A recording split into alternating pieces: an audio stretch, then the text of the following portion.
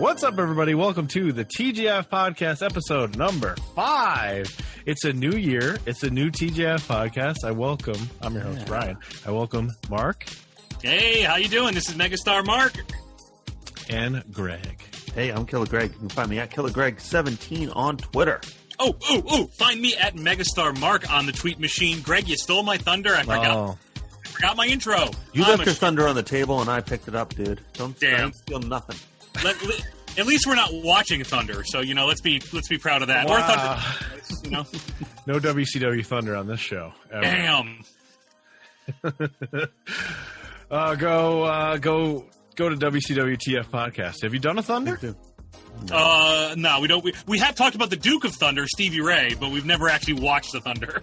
Let's kick it off. We're doing new TGIF, new year, new me, pilots. The beginning. We're back to the beginning of TGIF. I've seen a couple of these. I haven't seen them all, but I wanted to go in. I want to start with pilots, just the general idea of what a pilot is and how it works. Because maybe people don't know that. I don't know. I'm in TV behind the scenes. I don't think they do. I was explaining it to my girlfriend, and she was not aware of the concept of a pilot and why it's different and stuff. Yeah. Okay, so there's a pilot season. I'll do my best to describe this. Maybe you can fill in the gaps for me. There's a pilot season where actors get hired and they get hired onto shows and they make these basically test shows and they make one episode. And then those episodes are shown to executives and test audiences and stuff to see if they're popular enough to make it on the air. And a lot of times it's a year or a year and a half in advance of when a show actually, if it gets picked up, it actually airs and they make more episodes. So a lot of times pilots are totally different than what the actual show becomes because those test audiences and executives go, yeah, those characters suck. We're going to recast this and that. We're going to change this and that. And then the show looks totally different when it actually makes it on the air.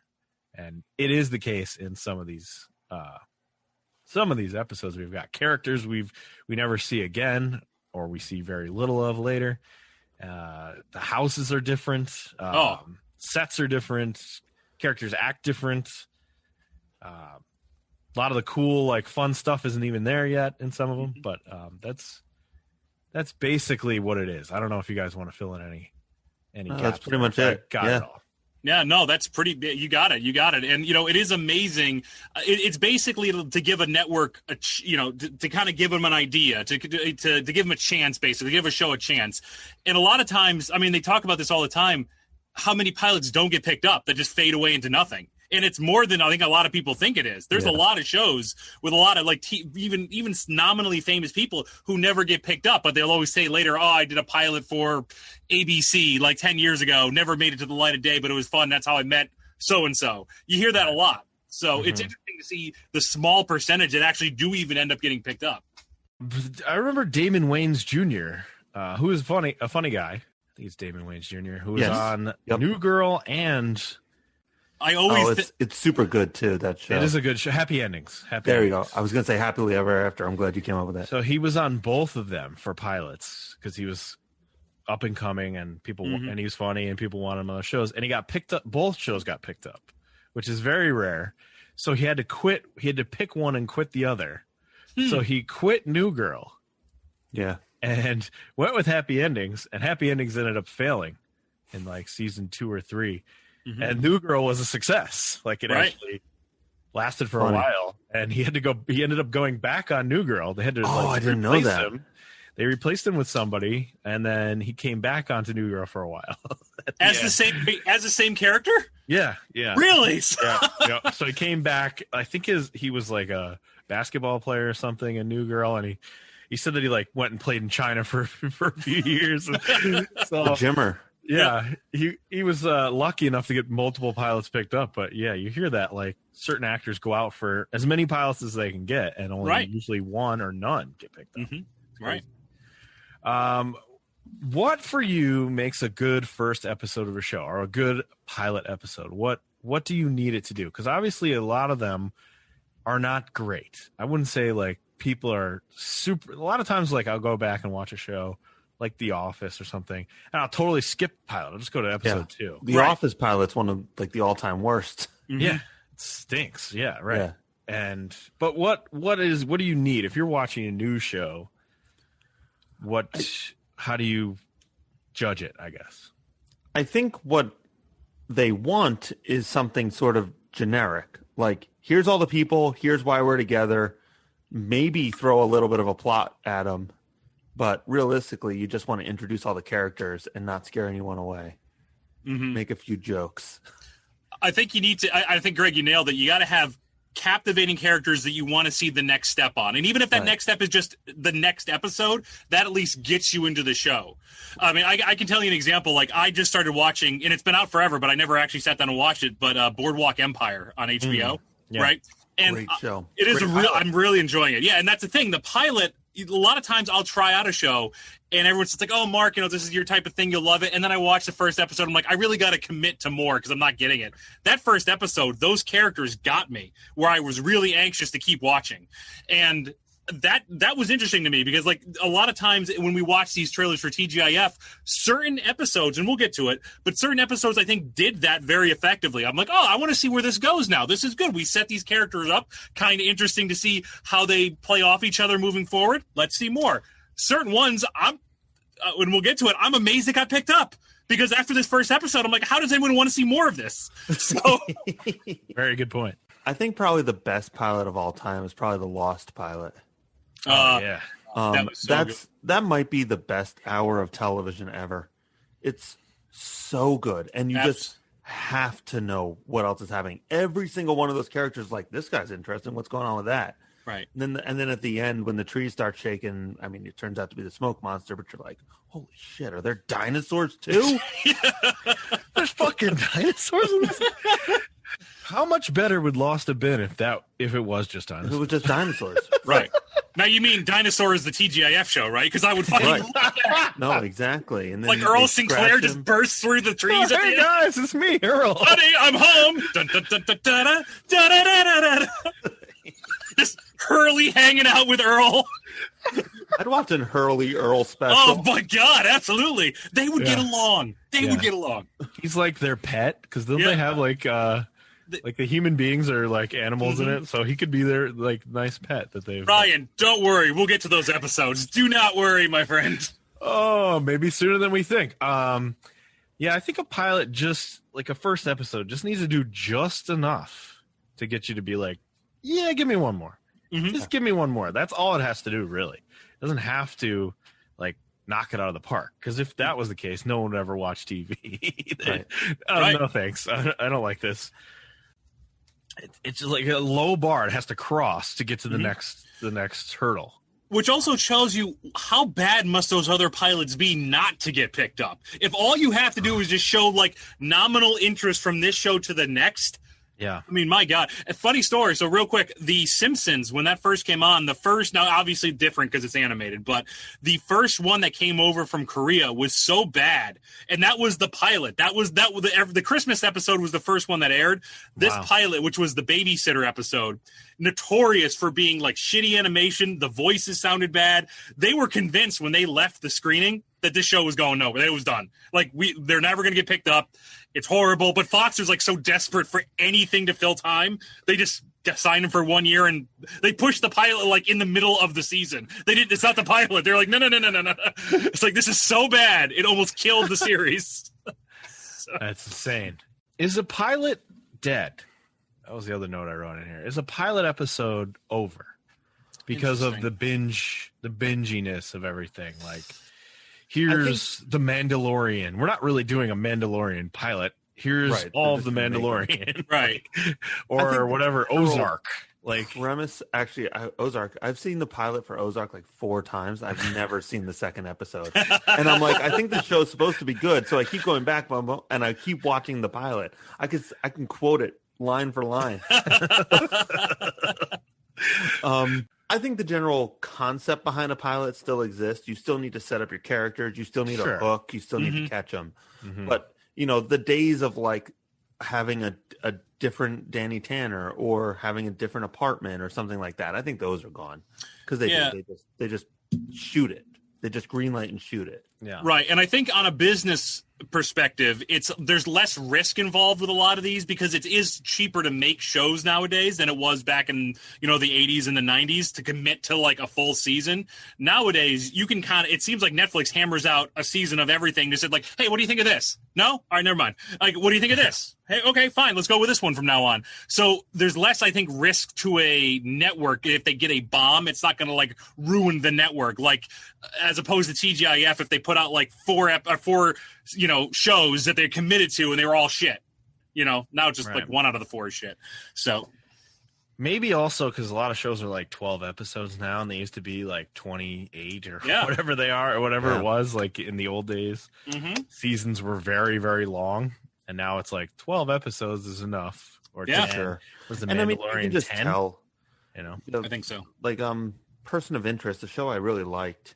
It only lasted 3 seasons, but it has 70 episodes. Right. Because back in the day, it's the race to syndication. You want to get to that 100th episode. Right. So you make as many as you can. Which is so bizarre. Like, just don't. I mean, right? Like, they were like, no, it has to be 100. And it's always, people, they would like stretch. They were like, we just got to get one more episode, otherwise we don't get syndicated. Right. Who said that was the rule? Very arbitrary. It was. Yeah. And then you get things like bottle episodes and all those kind of things. I'm sure we'll hit those at some point. But you ready to start? You ready to jump in here with these episodes? Let's do it. I missed you guys a whole month. Absolutely. We're back. How was your Christmases? Christmas Eve. Good. Holidays. Well, I mean, I'm not going to lie. It was a little on the sad side, like not being able to do a lot of traditional Christmas things. Because I usually go to Philly for Christmas to visit my aunt. Oh, nice. And my dad will drive down too. But we couldn't do any of the Philly things. We couldn't go into the city. We couldn't, go to any of like the Amish places we go. We couldn't do any Philly things. So we just didn't go. And it was nice to be home, like it was literally my first Christmas in this house. It was my first Christmas even in upstate New York in almost a decade. It was certainly nice to be home, but the coronavirus took a little bit of a toll on me this year. As it has all of us. How about you, Mark? How was your I mean, it was nice. We had a great Christmas. Just not having the family over hit harder than I thought it would. Like not having my mom and my dad come over for Christmas dinner. It's weird. Like it just, I didn't really think it hit me as hard because I talked to him on the phone, and when I was talking to him, it was fine. But then, man, afterwards, you're like, oh, this is where we'd have like crab dip, or this is where we'd put on a movie or something like that, and it was weird. It was weird. I don't want to do it again. You know what? I know, Ryan, you had this idea of making another coronavirus for this year. Don't do that. Like, can we pass on that? COVID-20. I'm actually working on it right now. Yeah, all right. I don't think this one. I think 19 was enough sequels. Right. Like COVID-20. It was fine, but let's not. I got some other things up my sleeves. You're gonna love them. Super AIDS coming this summer. All right, you ready to do these shows? Yes, let's do it. Do it. Boy Meets World. Season 1, Episode 1, Pilot. I love it. Just pilot, no title. How did you know that? Because I slept in my treehouse last night. You know why? Because this love stuff has turned my whole family against me. And you're teaching us how it's worth killing yourself for when I know you don't really believe that, do you? Well, you shrewd little observer of the human condition. Nope. Love is a very confusing thing for this 11-year-old Corey Matthews. This was made, put out into the world, I guess. Not made. September 24th, 1993. What were you doing in 93? God. Probably watching Boy Meets World. I was 10. Yeah, so. Right. Pro wrestling, Boy Meets World. That's right. Those are the things I was. This isn't Papa Shango. What's going on? Just you wait. There'll be a whole stable on Boy Meets World by the end of the run. That's episode 2. Papa Shango guest stars. makes Corey bleed from his head. They go hard early. 93. Got to suck those kids in. Feeney, Mr. Feeney admonishes Corey Matthews for eating candy for breakfast from the school's vending machine. And they immediately begin on the bedrock of this show, the banter between Corey and Mr. Feeney, the relationship between teacher / neighbor and student. It's sixth grade. So Corey is very young at the beginning. And it's him and his two friends, Sean and the other guy. I don't know who this other guy is. Okay, good. Guy. I'm so glad, because when I first saw him, like, is this somebody I should know who shows up later? But no, this is what we were talking about with that pilot, where there's a kid who just literally vanishes. I don't think we ever see this kid again. I don't think so. And I recognize this kid. He's in Sandlot, isn't he? For sure. Yeah, Sandlot. Yeah, oh, you're right. Holy shit. Is it Squints? It's Squints. Yes, it is. I think it's Squints. And I think it is too. And then he just, like, literally, though, this kid, he has a somewhat normal part in this thing where he is, like, actively doing lines and such. And then, you know, it's not like he was just a character with a throwaway line. Like, he's in it. And he has more lines than Sean does. He does. You're right. Oh, he does. Yeah, you're right. Isn't that weird? Like, he might have been the Sean. Right. He got that Sandlot money. Went to his head. That Sandlot money. Get me the kid from the Sandlot. No, not the fat one. Is this Vince McMahon booking the show? Get me that kid. Basically, the Vince McMahon is all my producers. It's also my Harvey Weinstein. Kid from Sandlot. Wow. I want to sweat on that Paltrow girl. Oh no. That's so gross. Because mostly it's probably true. Oh God, that was horrifying. Picture in my mind. Greg's acting a little bulky. You know, we'll see that later. But man, little lecherous. Whoa. Yeah, bulky was off the chain in his. They're talking about staying up late to watch a show, and they talk about a sketch, and I thought it was Saturday Night Live for a minute. Then they talk about, like, the monologue or something. Yeah. And the first guest. Are they talking about Letterman? I thought my gut was telling me it was like a made-up night show, and you were just supposed to infer that it was a Letterman type thing. That's what I thought. I thought they were referencing Letterman here, that they're that advanced, that they're going for Letterman. And that was the hot show in 93, right? Yeah. Or was he gone by then? No, he was still there. He was absolutely still there. When did he leave NBC? I thought it was 95. I'm finding out right now. I already have it. So maybe not. I assume they meant him. Late Show with David Letterman host 1993. Oh, wow. So that was right then. It might have been like right that time. Yeah. It literally might have been the same time as this if TV season was starting. Right. Yeah, because they probably taped this a year in advance or whatever, or half a year. August 30th, 1993 was the first time he hosted the CBS show. Interesting. Oh, okay. All right. So there you go. Do you have a preferred late night talk show? We'll go right into Tangentville. That's a great question, Ryan. Yeah. And I'm glad you asked. Buckle up, bud. It's Greg's own. It's on public access. Late night with Greg. His guests are his socks. He just puts them out on the table. Right. It's just me high on a bed watching Letterman, ironically. Right.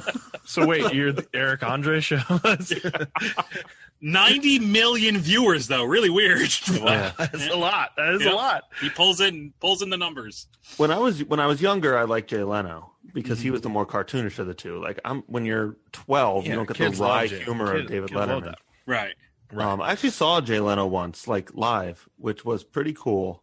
The guests were Carson Daly. I'm gonna date this year. Let me guess the year. Can I guess the year when you're done? Yeah, but I don't know the year, so you can guess. The guests were Carson Daly, the cast of Temptation Island. Oh man! And megastar band. Oh, I was gonna say Third Eye Blind, but it's not. Smash Mouth. Who's the? But you're a loser, baby. One, not Beck. Oh, Three Doors Down. Okay. Was Three Doors Down, a band I have seen 3 times and have seen a total of 3 songs. Because I saw them play a song on Leno. Mm-hmm. I had, when Katrina relocated that Saints game to Giant Stadium, I was at that game. Wow. Three Doors Down played the halftime. That was song number 2. And they just played one song? Yes. And then I once saw him sing the national anthem at an Orioles game. Wow. Oh my God. The guy from Three Doors Down. Who in the world has seen a band 3 times and seen 3 songs? Nobody. That's not a thing that happens. Wow. So Leno as a kid, but what about later? Conan. Conan. Oh, yeah. Like as soon as 16, 17, it was all about Conan O'Brien. Yep. Yeah, what about you, Mark? Just Conan? Me too, Conan. Nowadays, I'll watch Seth Meyers because I'm a liberal hack. But it was always Conan when I was growing up. Always. I loved him. It was because he wrote for The Simpsons, and his humor was very much in line with that, and cracked me up every time. I just loved it. Mine is also Conan. In college, every single night, I watched Conan. Every single night, roommates and I would all watch together. Interesting. Take bets on who the weird guests would be, not the guests, but masturbating. Would the masturbating bear show up? That kind of stuff. Then actually, when he got fired, what was the story there? When he got fired by NBC and he did the tour across America when he had no show, I went to one of those shows. So cool. That's fun. Him in Boston. Nice. Conan Live in Boston. That was great. So after he went on to TBS, though, I've seen it and I watched clips and stuff, but I really am not as regular. I just viewer don't as care I about used to that be. type of show anymore. Yeah. I think that's why he changed it. I think that's why he changed the show. But I will occasionally catch clips on YouTube when they post them the following day, and if one seems funny, I'll watch it. But I'm just not into I have to be at a set location to watch TV anymore. So no. Yeah, and it's so topical. If you don't watch it that day, it's not relevant anymore, and that's just not how media is consumed anymore. We get the Boy Meets World. Back to Boy Meets World. We get the different opening, different song, Paper Airplane intro, which I enjoy. I do too. Yeah, that's how I always remember it. When it actually has lyrics at the end, the later seasons. I don't remember that. I remember this. Right. It's it's not like a jingle. I guess it's a jingle. It's a jingle. It's a jingle. Feeney teaching English here, even though he teaches all different other subjects later. Teaching about Romeo and Juliet, and Squints is in there. They're doing a reenactment. Squints is in there. Yeah. And Corey is listening to the Phillies game on his headphones in class. Feeney spots him, pulls off the headphones. Corey with a great joke right away. "You took my hearing aids off." Feeney does play-by-play. I love this. Where he does the actual repeating of the play-by-play and pretends it's a home run. And it was great. Honestly, I'd love to hear him on the radio. That was really well done. Good play-by-play man right there. I don't think we've ever talked about how he was Kit, right? Yes, he was Kit. Right? Yes. About that? No, he was literally Kit. A voice actor, basically. Yep. So, right. Yeah. Very good at it. Feeney says, we're trying to learn about love's influence. Come on. And he's like, "Are you aware that I'm 11 years old?" I don't give a shit about love.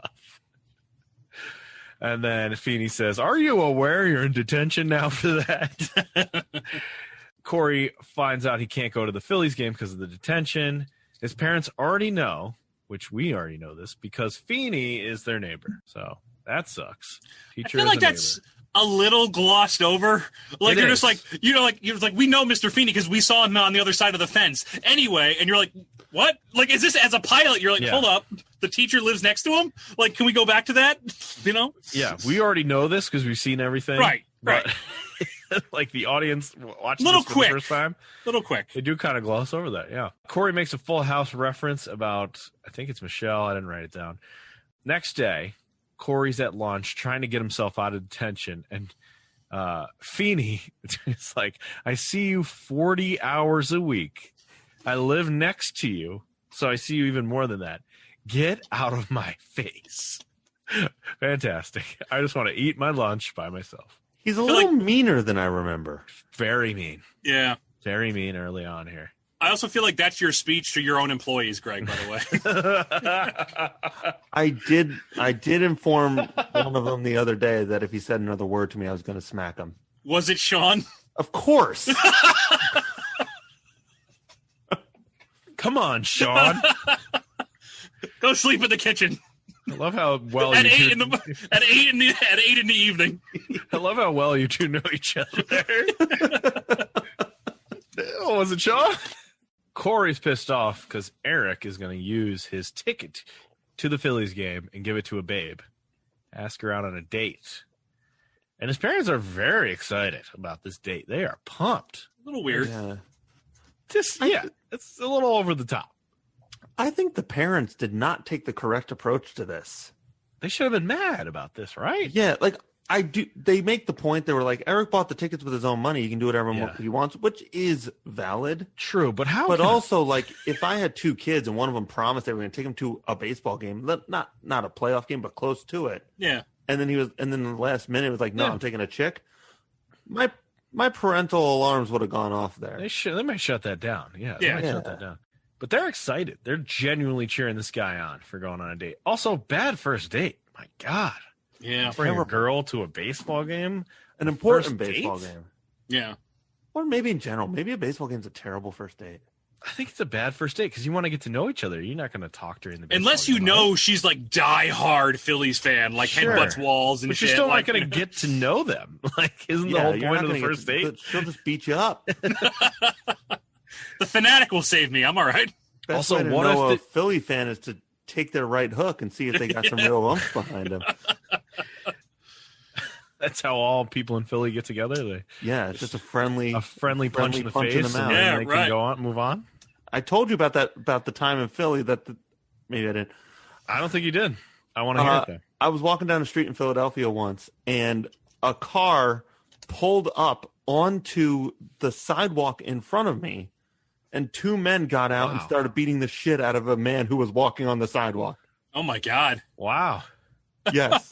Just right in front of me. Wow. It was straight out of a mafia movie. Wow. That guy. So when I lived in Buffalo, there was a Cops episode that was set in Buffalo, and all 3 of the crimes that were documented were very Buffalo. The first one was some guy had pulled up to a stop sign. Another guy reached in and punched him because he was wearing a cowboy shirt. That's the first one. The second one is somebody stole bottles off somebody's driveway or somebody's porch, like empty bottles. It was just chucking them in the air and watching them crash. And then the other one was a drunken disorderly at a roller rink. Oh my God. Roller rink. If you want to encapsulate what that city is and the people who live there, then all 3 of those just perfect. We got a riot at the Zubaz factory. No.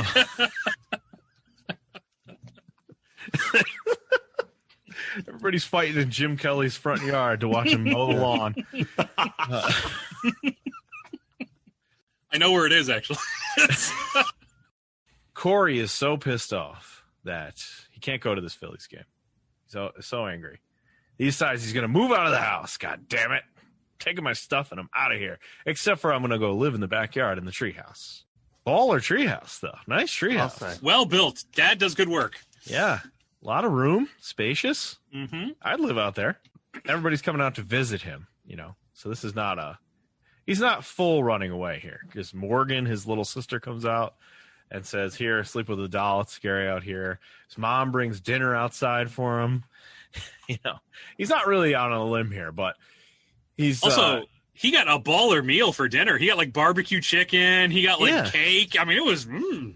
She really felt bad about. I'd fucking run away more often. I mean, that's a good meal right there.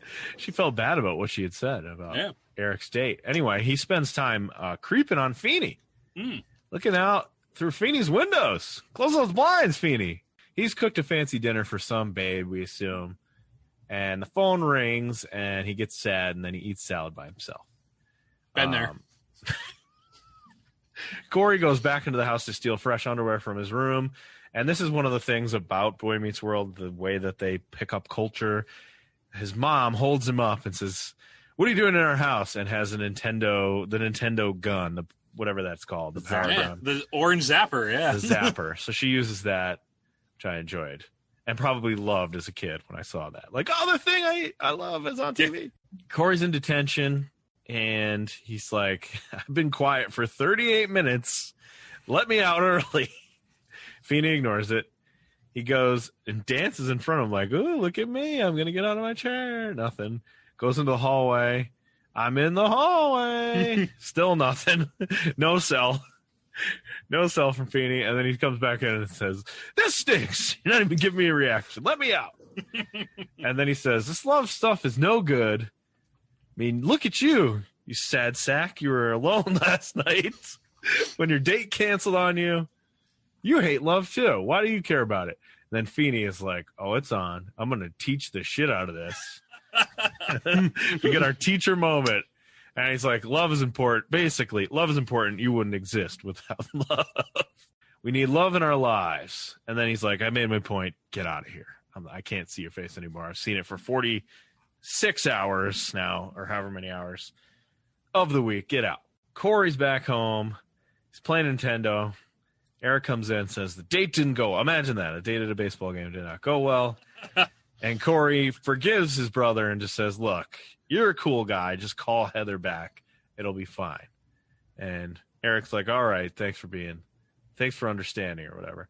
And then Corey has tea with his younger sister, Morgan, and says, I'll be a better, bigger, big brother to you than I guess Eric is to me. Ouch. Ouch, ouch, ouch. And then the next day, Feeney, back at school, drops a bomb on Corey and says, look, I was only cooking dinner for my sister. I really got the hots for this other teacher, I believe. This other teacher that he has lunch with. The end. Yep. That's pretty much it. Not a lot of Sean. No, but you know what? Whenever he did have lines, you could tell he was very good. Like all his lines were delivered very funny. He was a good actor. So like, oh, okay. Like actually out of all of them, maybe it's because I know he becomes a character later, but I'm like, I could kind of see it early. I'm like, oh, okay. Yeah. I like Sean. Sean's fun. Squints is out of there. Feeney was great. Oh, Corey. Awesome. This show.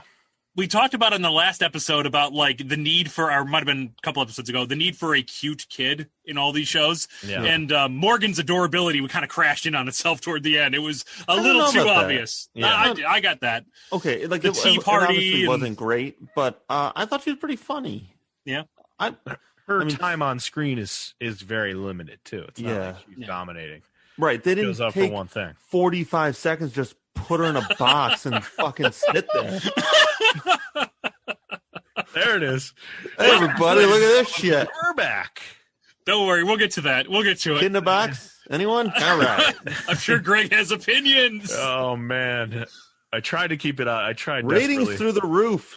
Box kids coming. Box kids. Coming to ABC. I loved this episode.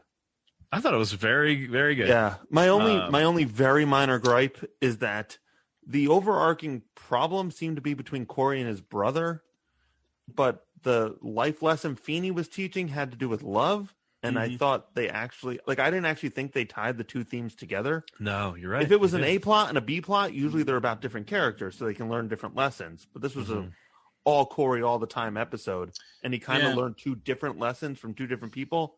And I think a better written episode. But again, that's very minor critical nitpicking. Yeah. From what I consider to be a very, very funny show. I thought Corey was charismatic as fuck. Those Savage kids, talent out the wazoo. Yeah. Bringing it. He was 98 miles an hour in this. Super duper good, honestly. And Feeney was great. And you could just tell, as far as pilots go, that this was going to go somewhere. Mm-hmm. Oh, definitely. Yeah. Most definitely. I was also shocked at how young they were because we watched season 4 episodes, right? When was the horror episode? Because they were still in high school at that time. That was four was the birthday party. Oh, okay, yeah, so they were pretty old, right? Because she was 16. Yeah, right. 16, right. She was sweet 16. Yeah. Also, once again, this is like Monday morning quarterbacking because I know how this show goes on. Mm-hmm. Weird not to see Topanga. I assumed this whole love story was going to end with her showing up at the end and be like, "Oh, here's a crush for you." Now you get me too. That's how. You're not going to know love until the right time, and then some girl shows up. Right, which I thought was going to be her. That seemed to set itself up. It's still fine. I like the episode. This was good, but it just didn't go where I thought it was going to go. Kind of like to your point, Greg. Right. Yeah. So we had no Topanga, who's a major character. No Minkus, very fun character in the early Boy Meets World years. I'm fine without any Minkus. I mean, was Squint supposed to be Minkus and they just recast him? No, I don't think so because they don't like him. They think he's an outcast. Yeah. Minkus is an outcast. They needed a foil, and my biggest gripe: no Vader. I mean, but what are you gonna do? No Vader yet. No. No Or Vader Vader's son, who we've seen. I think he's only in like a handful of episodes, and I'm pretty sure we've seen all of them. So. We've seen a lot of Frankie Stechino. My God. Yeah. I want to see them all before this is over. This whole podcast is Ryan's excuse just to watch those episodes. Family Matters is the next episode. Season 1, episode 1. I didn't write the title down for some reason. The mama... Oh, Pilot. I did. The mama who came to dinner. Mother Winslow asserts a little too much authority when she comes to live with her son, Carl, and his family. I will waste away to nothing. Carl, we're talking about your mother, not a magician. Okay, forget that. What about this? Aired September 22nd, 1989.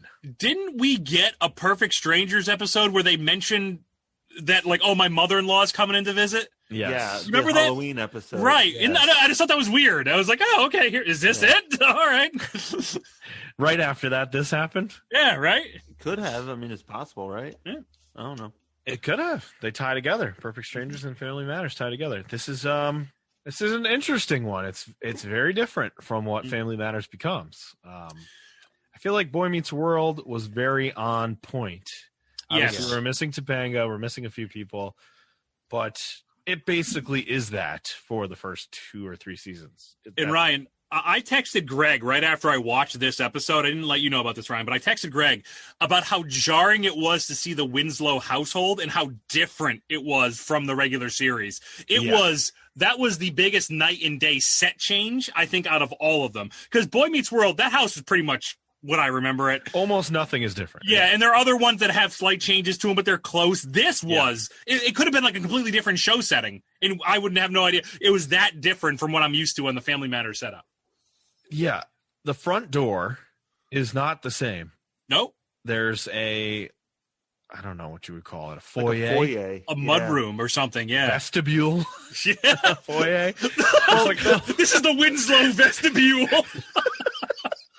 It's like look at all my architecture. Room. Yeah, that's very funny to me though, because it's one of those things where the inside of the house never made any sense to me to the picture they showed at the beginning and the end.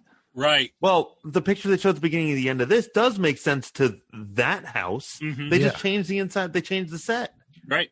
I like how we talked about this last time, I think, a little bit, or maybe 2 episodes ago, how there's like rooms that don't matter in these houses. Mm-hmm. And they have that at the bottom of the stairs.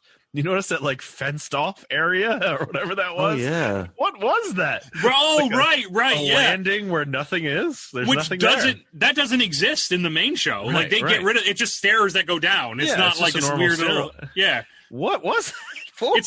It's like my dictator octagon. I just stand out and project and yell and. Look, if any TGIF character needs a pulpit to preach from, it's Carl. Yeah, right. Like the man loves to make bold, boneheaded decrees. Listen, I fucking loved Carl in this episode. I thought he was great. Great. Carl was great. They also have the back porch. Yeah. I don't think they ever went on the back porch, ever. Mm-hmm. Yeah. Very nice looking screen-in back porch. Right, because for that door led to like the driveway or something. Right, because Urkel like destroys it a whole bunch of times, right? I mean that was my other question. Was this house like this? And then Urkel wrecked it all. So they had to redo it. Right. I love it. Is that what happened? Sure. They say every 7 years you have a new body because there's all the cells that were created died, right? Yeah. Same thing with the Winslow house. Steve just destroys enough things that at the end of 7 years, it's a new house. Totally different. We've redone the whole thing. Perfect. Carl is desperately trying to find somewhere else for Mother Winslow to live. Now, we've seen Mother Winslow in other episodes. She is the wise, cool, fucking cool lady. Yeah. You want to hang out with Mother Winslow. I mean, she knows Grandmama, man. I mean, they knit together. Right. Her and Grandmama play basketball one-on-one, and they knit. She's cool. Mm-hmm. She's a cool person. I don't understand why Carl's so upset. I mean, I guess because your mother's coming to live with you, but she seems like a great mother to come live with you. And Harriet's like, it's cool. She's great. I'm not worried about it, even though she is worried about it in Perfect Strangers. Yeah. Oh, the mother-in-law is coming to visit. But here she's like, I love it. She's going to come live with us. It's fine. And Carl is like trying to find his who can take her in? My brother, my other brother. Oh, no, that's not going to work. And Harriet's like, it's going to be fine. And Carl says, you've seen Holiday, Mom. You haven't seen the real Mother Winslow. And then he gets worried. He says, she's going to put me on a diet and I'll waste away. I like that line. We see a weird little subplot for Rachel and Richie. They live there.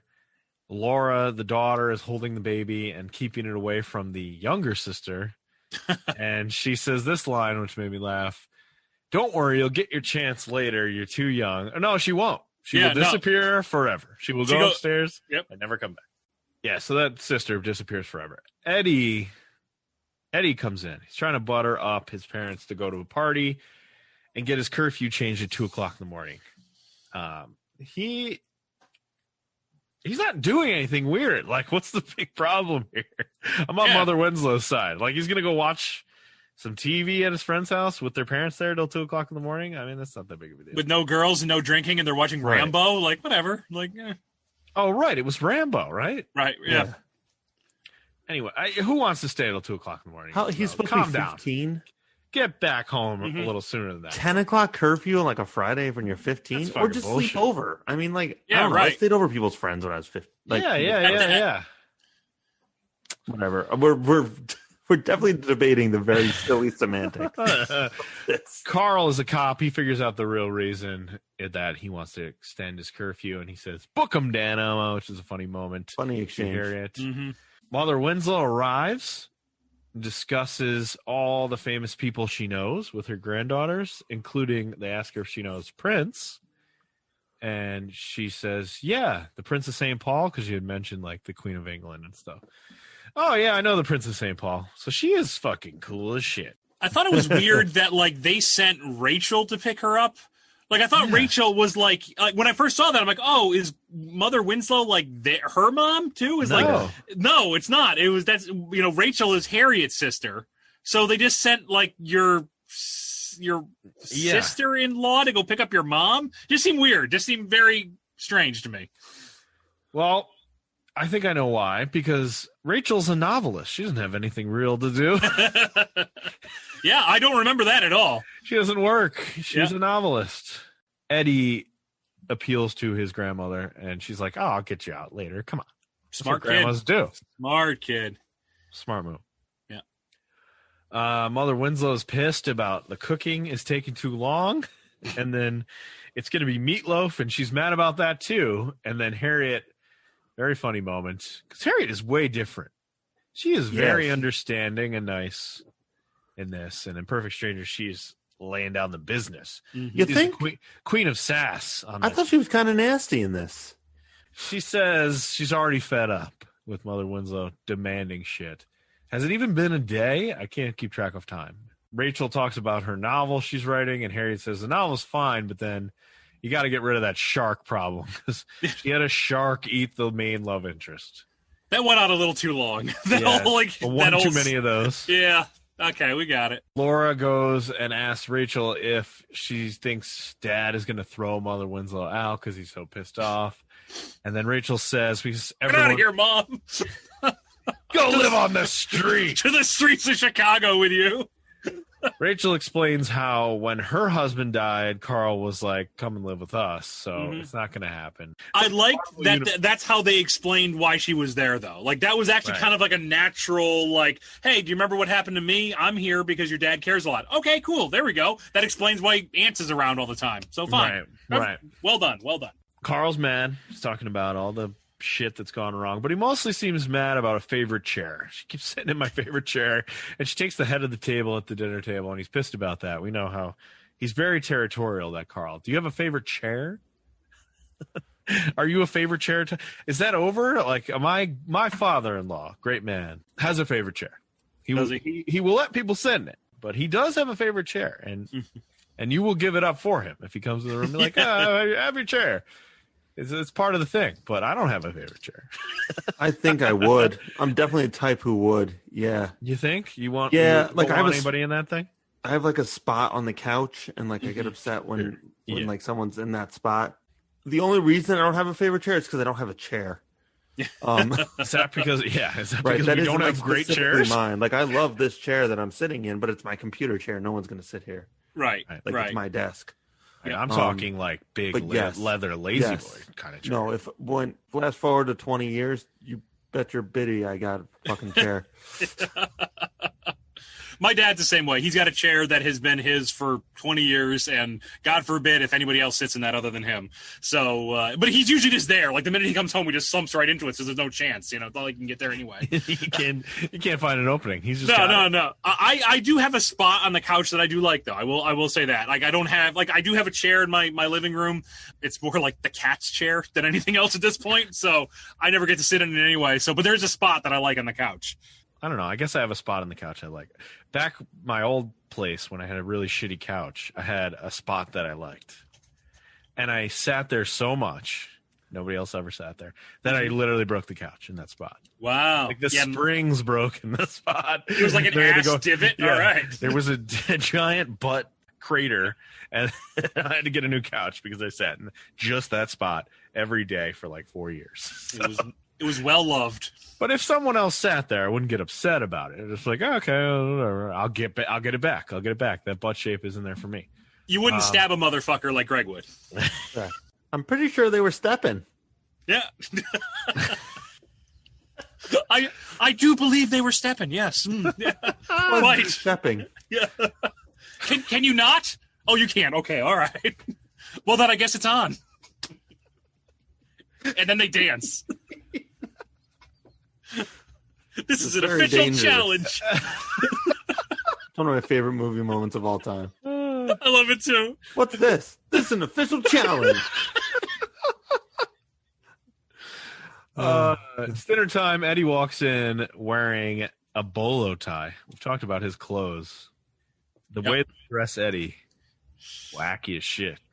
So real quick, they actually talk about. I saw like I was doing something like for this episode, and they did an interview with DJ, the actress who plays DJ, and they said like at least on Full House, she got to pick everything she wore. Wow. Like, so everything you see, she got to select out of like 10 things. She picked that. And it was the whole point of like, you know, you look back on it, you're like, oh, what the hell was I thinking? So I wonder, like, did Eddie see like the bolo tie? He was like, hell yeah.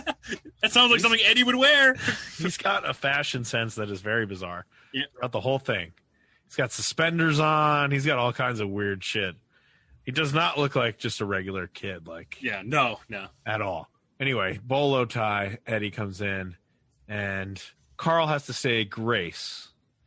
And he says, deliver us, Lord, from evil, and looks right at Mother Winslow and gets slapped by Harriet for saying it.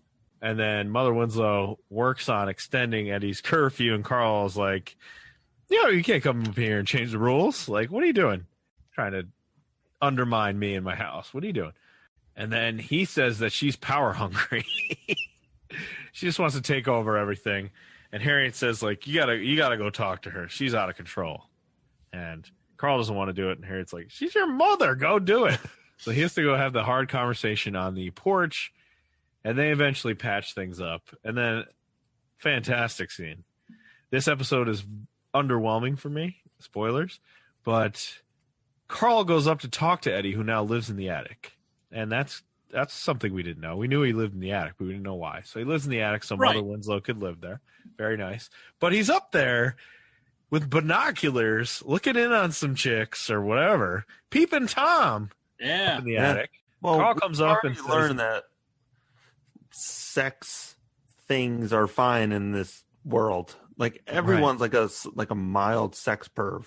Yeah, we'll get to it later too. More than that. Or more than that. But like we had like 6 it's cool to assault women if there's mistletoe in the room. Right. We had that in a Christmas episode. Yeah, so there's definitely like this. It was of a time. Yes, it was. It was. And I will report. We talked about. I think we put that in there. I can't remember if I cut it out. There was mistletoe over my station at work over the last month. Nobody tried to forcibly kiss me, so thank God. Bummer. Damn. Bummer. So yeah, Carl goes upstairs to the attic and says, I'm going to cut you a break. I'm going to extend your curfew or whatever. And picks up the binoculars. And it's like, oh, binoculars. He looks at the one and is like, whoa, baby. Yeah, that's a titty. That's a titty. And puts the binoculars down and it's like, oh, I'll take these. I'm going to take these with me. I assume to keep them away from Eddie, but maybe. You don't know. Maybe he got to look for himself, but I assume I got to take these. And then downstairs, weird ending. Everybody's singing gospel hymns around the piano. Kumbaya. Goodbye. The end. Yep. Have you ever sang a song like with your relatives Around the piano? I mean, maybe ever. That's not Happy Birthday. Mark and I was about to say, unless it's Happy Birthday, that's it. Right. That's the only one. Yeah. No. Is that like an old timey thing? I mean, we classically have like the All in the Family intro. Yeah. Right. Was that just a thing people did for entertainment since you couldn't do anything fun before 1984? You could do You could do cocaine. That was fun. That was fun. We could do that. All right, Grandma, come over and do this line. We're gonna sing some song. Yes. I am kind of sad. Like the family band is not a thing in my world. Like, yeah, that'd be fun. I mean, none of us are musically inclined enough to pull it off, but so and so is gonna play the piano and we're all gonna sing, and like that's not a thing I've ever had in my life. No. Again, must just be of a time. Yeah, right. It was very sitcom-y to me. It was like very I just got that vibe off of it. It was a fine ending. I kind of like what you said, Ryan. Kind of underwhelming, but I did want to see more. So I wanted to see these characters progress. So I thought Carl was great. I love Carl. Loved him. I don't know about anything else though. Mother Winslow's all right. I liked Eddie. I liked Eddie too. This, to me, didn't seem as much of a pilot as any of the other ones we watched. This sort of just seemed like an episode, like a not great episode of Family Matters. I can see that. I can see that. But, which is weird because there's a lot of it is so good, and this was so underwhelming. That was weird to me too, right? Or so just me? Yeah, no, definitely. I agree. Let's talk about Urkel and him not being like right from the start, because I feel like that's a very important thing when it comes to Family Matters. Yeah. When you say that sitcom to anybody, that show, everyone's going to think of Urkel first. And it's interesting that he just wasn't on from the start. It was more like a Cosby Show type of feel to it.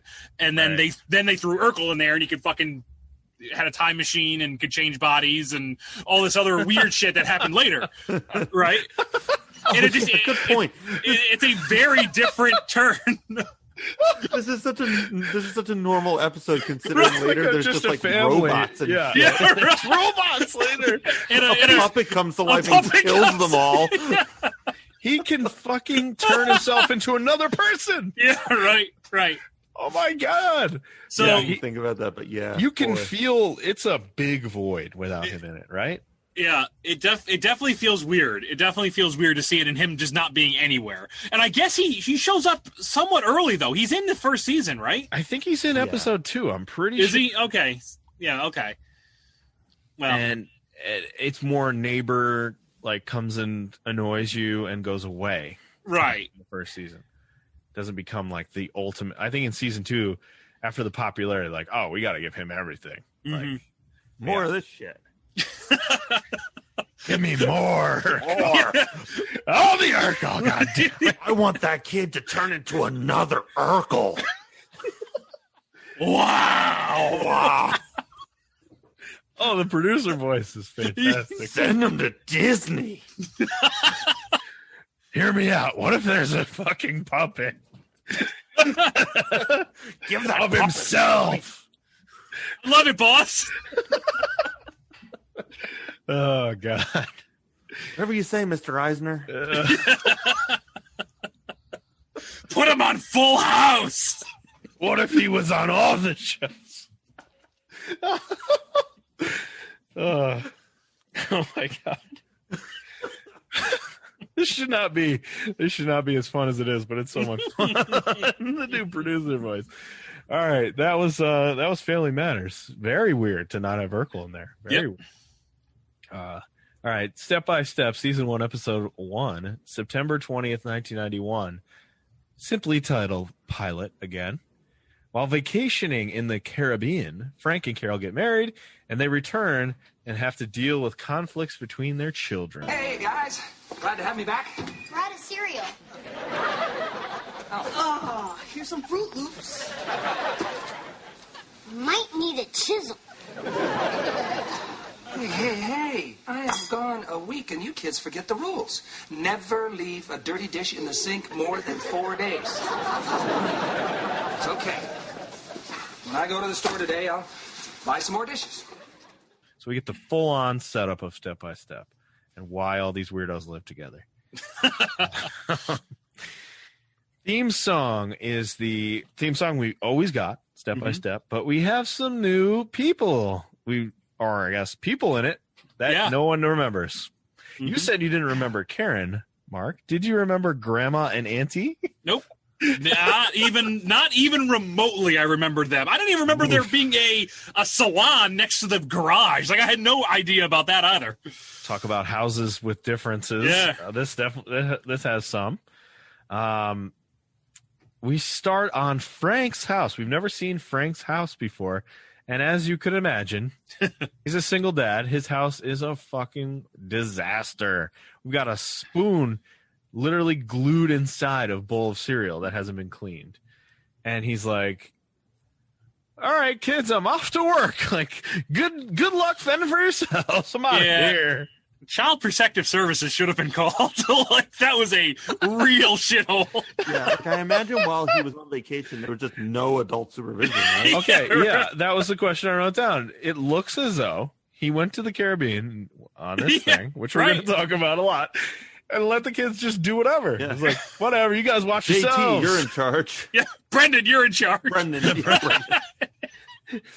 Oh, no. Oh, Brendan. Yeah, so his gross-ass house, he leaves. He's got to get the hell out of there. Al is trying to get out of school because she has a test or something and pretends to be sick. And he's like, you're not sick. Get the hell out of here. Go fend for yourselves. Frank's kids are Al, JT, and Brendan. Mm-hmm. And they are very young, especially JT. Holy fuck, is he young looking. Let me say this, though. Al, you can even tell here, she was great. Like, that actress is such a great actor. Good. Like, I know she's doing stuff now still, and she's very successful. But, like, man, that was, you could just tell there, like, oh, you're the best here. You're like, you definitely got it. So. And they obviously knew that, I think. Yes, they did. I think you're 100%. Yes, you're right. They go right to her for all the big moments. She was better than JT in this one, and you can argue JT's pretty good in some of the. I love JT too. Yep. We cut to Carol. Carol has a banger house. She got a lot of money in this divorce. My God. Good lawyer. She has the step-by-step house, but we find out, like you said, her business is attached to the house.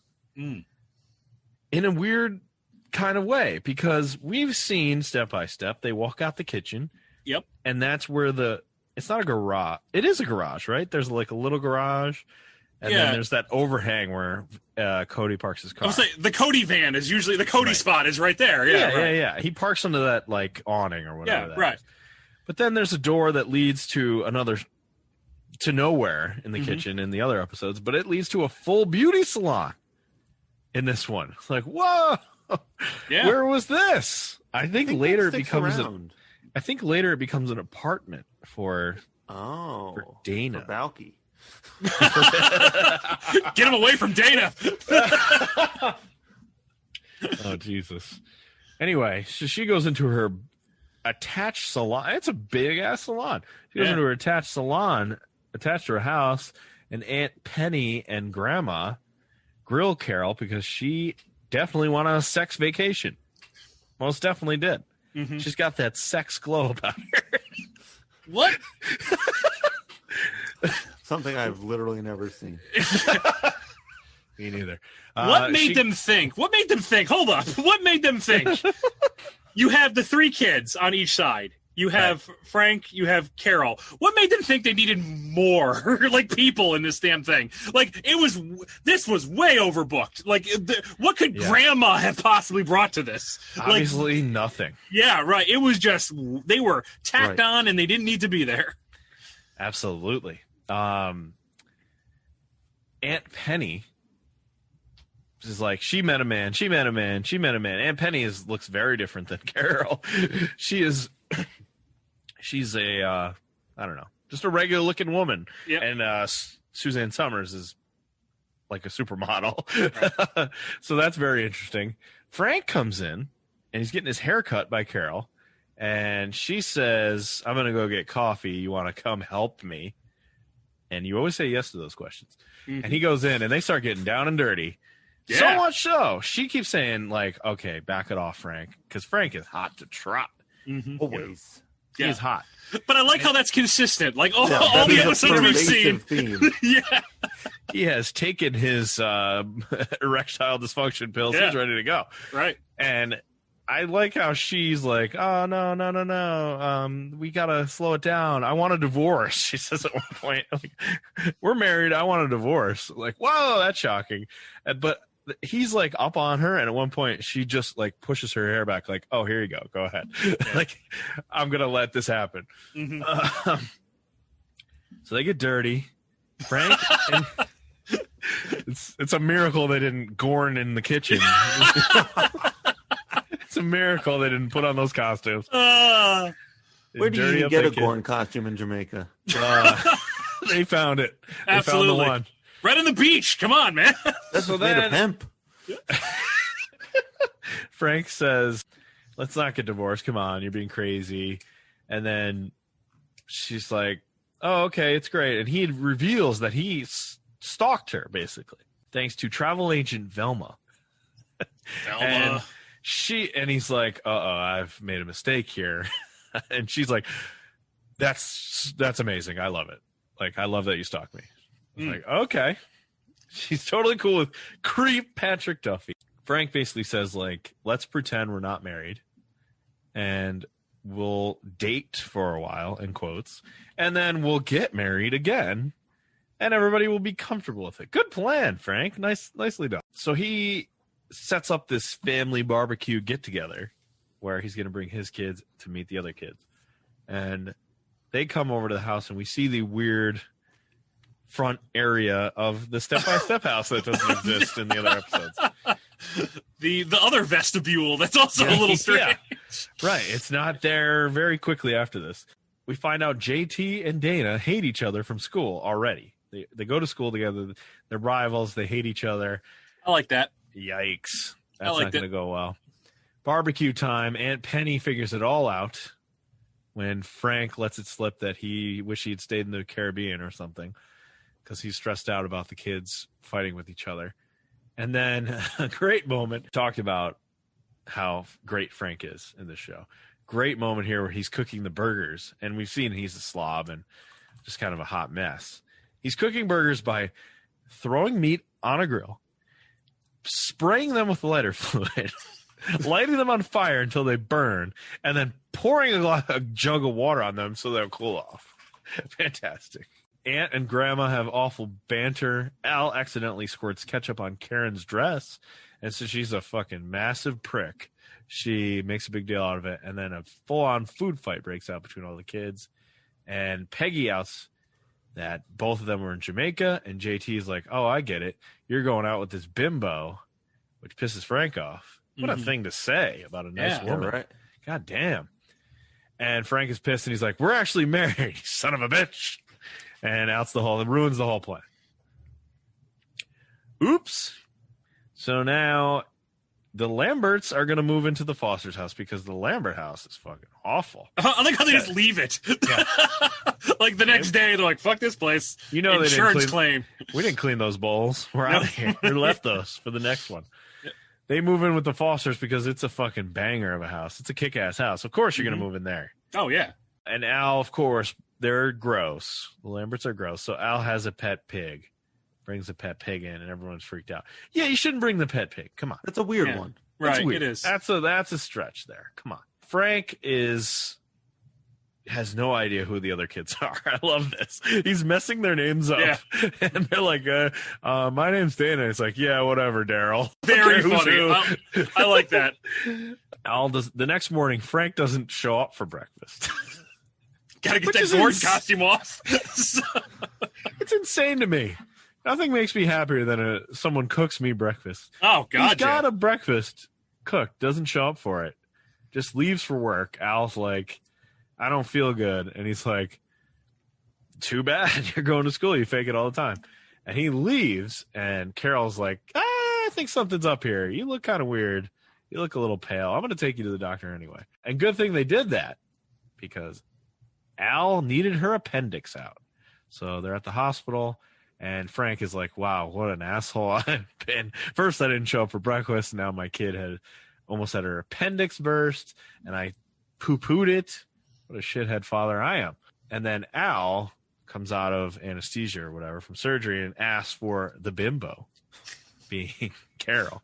And she goes in, and they hug it out and bond, and it's all good. Frank's very happy. Like, yeah, see, everything's going to be fine. And even Dana and JT are like, yeah, this is pretty fucked up. Maybe we should stop making fun of each other for 30 seconds. So they do. And then we're back home, and everything's fine. And Carol and Frank are in bed, and Carol's got to make a big old grocery list for all these people that live in her house now. So many people. And Frank can't be bothered, so he's pissed. So he takes the grocery list and writes something real naughty on it. And he says, we better cross this off the list right now. I assume it was relatable scenes I've ever seen in a movie. Or in anal question mark? Oh, I thought it was hugs. Ooh, damn. Oh. The sex life between these two will never get old for me. It will never get old. Gorn question mark? This is a kid's show. Yeah. Yeah. This is a kid's show. We saw all kinds of stuff going on. I think I learned about sex from Step by Step.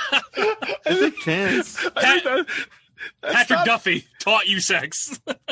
Golden Girls. My grandmother used to watch Golden Girls, and this show, I think, taught me about sex. Not there health class. Those two shows. It's probably unhealthy. Yeah. I don't need to watch this video. I know it all. Yeah. I watched the Golden Girls last night, okay? I know exactly what's going on. I got it. Oh, you get a Gorn costume out? Yeah. They crossed that off the list. They crossed that naughty thing off the list. It was very weird to have those other characters. It was jarring. Yeah. Definitely strange. Did it feel like this pilot had a bigger budget than some of the other ones that we saw?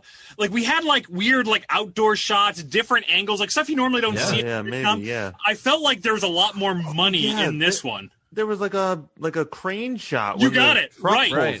Right. Yeah. That's exactly. Or then them at their front steps, which was also weird because you never see that. It was just like they were outside. It was everything just seemed to be a bigger budget, and maybe that's because you had Patrick Duffy and Suzanne Summers in it, who are big stars, I guess, for the time. So coming off big shows, like Dallas was huge. I mean, this was also a later TGIF show, so maybe they like actually 91. have a little more money.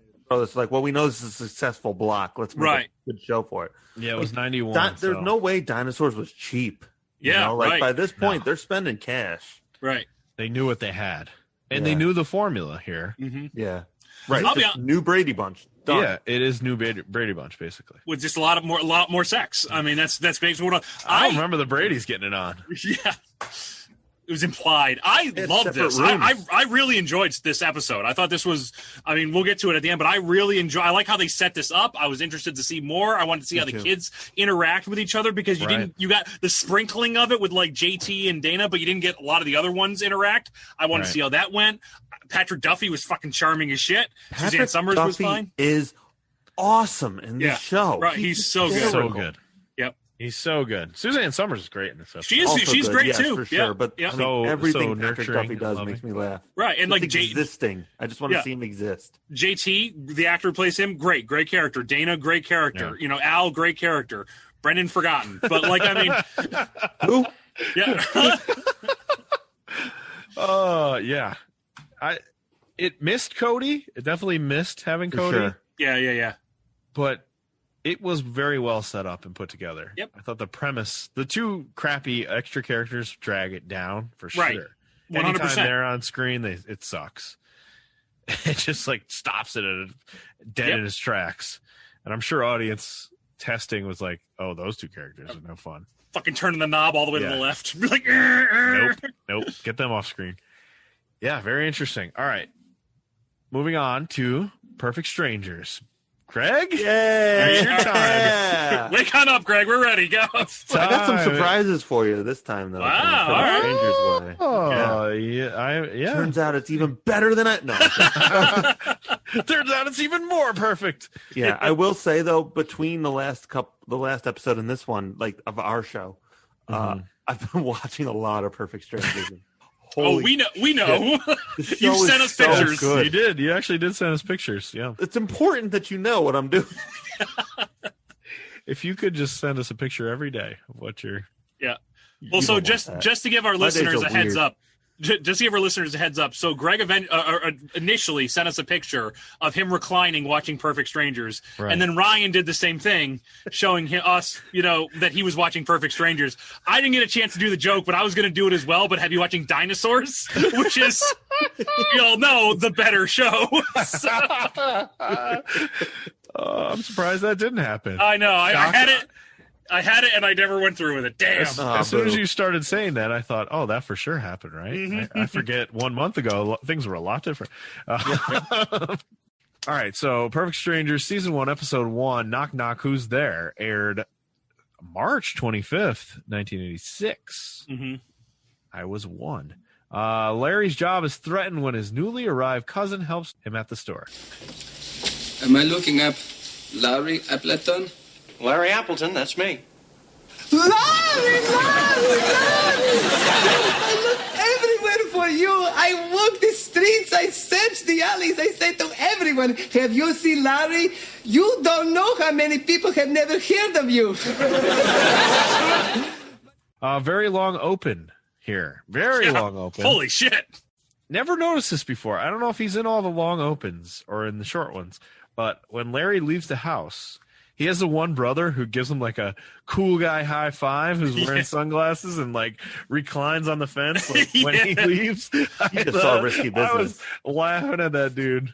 Like, oh my God, how have I never noticed him before? He's great. How come Larry's Family never got a spinoff? I'd watch that. I want to hear more of this guy. I want to see more of this guy. Yeah, Larry's Family. That could be the name of the show. Larry's Family. Listen, that actor is not doing anything right now. We could totally get him to do something. He's probably dead. No, he's not. I looked him up. He looks even You looked weird. up cool guy from the intro of Perfect Strangers? No, not cool guy. I mean Larry Appleton. Oh, he's not working. He's not working. He was in a tremendous episode of The Leftovers. Where he played himself, right? He played himself. Yeah, Yeah, and they yeah. changed the theme to the Perfect Strangers theme. No way. It's in season 3, and it's great. I like that show. That show was great, by the way. It's probably like a top 3 show. That fucked up show where everyone dies and disappears had that in it? Yes. Yeah. It's really funny. It is. That has to be covered on some version of this show. I don't know. Maybe. But the problem with The Leftovers, you have to watch it all, or else we can't even talk about it. That is definitely a season 1, episode 1, all the way through. Otherwise, but you have also no idea. watch The Leftovers because it's it's the only show that's like The Wire is the only show better than it. Yeah. Really? Wow. Yeah. The Wire is a great show, though. Oh, God. Wirecast coming next year. There's not enough of those. There's already like 20 million Wire. Yeah, right. Yeah, but I got hot takes, baby. You do? All right, let's hear some Wired hot takes. Well, actually, I will tell you. Season 2 is not good. Season 2 is not great. The docs. Season 2 is my favorite. Season 2 is my favorite What? season. It is. Yep. I didn't like the season. I didn't like season 2. I do have hot takes. Now whose opinions do we want to hear? See? There should be a show in there. We've got Get him back on Belky. Get him back on Belky. We've got the NBC show. We got the Wings retrospective. Now we got this. A lot of shows coming to you in 2022. Larry has a new apartment. He's settling down after a long day at work with a bag of chips and a jug of pink lemonade. Looks very nice. Yeah. But he can't open a bag of chips because he is a weak man, I guess. Yeah. Knock at the door. He goes to the door, and Balky shows up. Now, we know Balky from the intro. We've seen his journey from Mepos or wherever to America to Chicago. We've seen it all, so we know how he got there.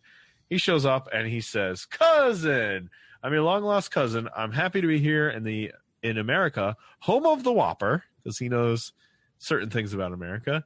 He says he's going to move in. And Larry's like, hold on a minute. I had 8 brothers and sisters. I finally live alone. Why is this happening? And Balky feels bad, and he says, I guess I'll go live on the street then. I don't have a backup plan of any kind. Go live with Mother Winslow. Go! She needs a roommate. Yeah. And Larry's like, all right, you can stay here for a couple days, all right? Just a couple days. And as we all know, he stays with him for 7 years and beyond because they live together after they get married. They live in the same house with both of their wives. But what a house. That's a nice house. It is a nice house. A lot of space. So Larry's... The Duchess of Windsor comes and stays in her guest room.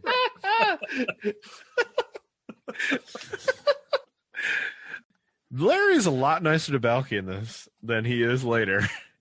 Obviously, from all the torture he gets put through, but he says, "Have some pink lemonade with me." And Balky's like, "You have pink lemons in America? America's great." Also, Balky opens the chips easily because he's a sheep herder, so he's got those strong hands. He's watching TV, and he's like, "Have you? Ooh, TV!" And he's like, "You've never seen TV before?" And he's like, "Oh, don't be ridiculous," which becomes the catchphrase. "Oh, of course I did that before." And then he's like, "Look blue." Yeah. He's like, "Yeah, later you'll get to see red and orange." I laughed. That was a good line. Funny line. Yeah. Larry says he's going to hit the sack, and Balky says, "I don't have a sack."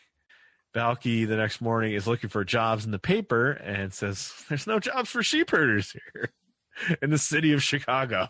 And Larry's like, "Well, I got a job for what I don't want to do, but I want to be a photojournalist." There we go. Clarification on that. I want to be a photojournalist, but I'm going to work in a thrift store for right now so I can get to that goal. Nice. Good. So trying to teach him about how America works. What is your shittiest job you've ever done? Oh, man. Have you done a shitty job or have you not? I have not done a shitty job, but I did have a slightly shitty job experience when I was 16. I got hired at a now defunct suit store company. Oh, you're going to like the way you look. I guarantee it. It's the producer again. Yeah. He went on to do great things. He made the Gangs of New York.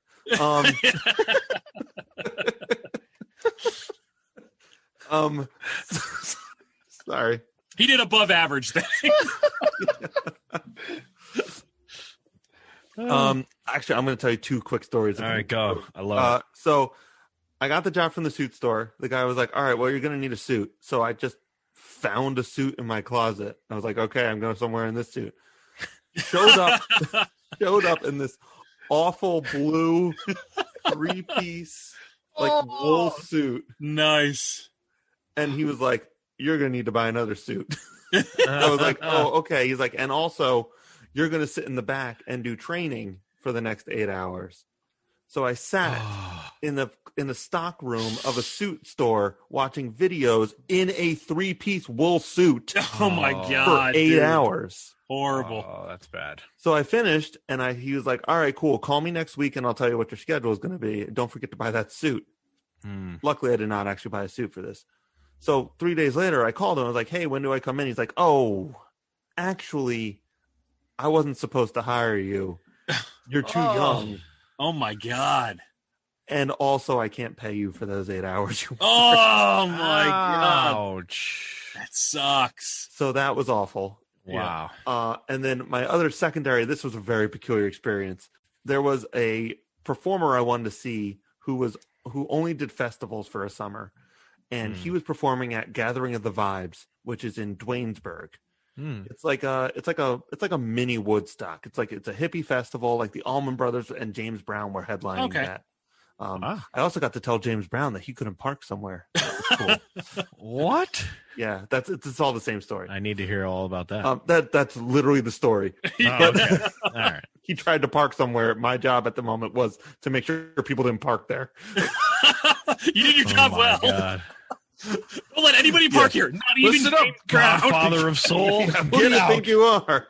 How dare you?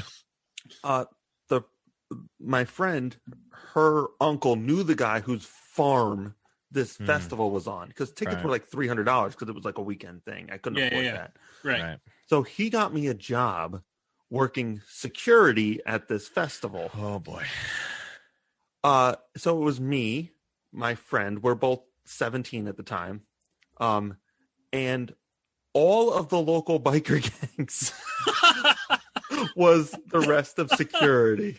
Oh my God. So myself, my friend Kate, and a nice man named Chainsaw spent the entire weekend at a gate at just like this gate in the middle of nowhere, making sure nobody parked near the gate. Wow. At which point James Brown pulled up in his bus, and I got on the bus, and James Brown was sitting there, and I got to tell the bus driver, I'm like, no, you can't put your bus here, sir. Chainsaw will murder me.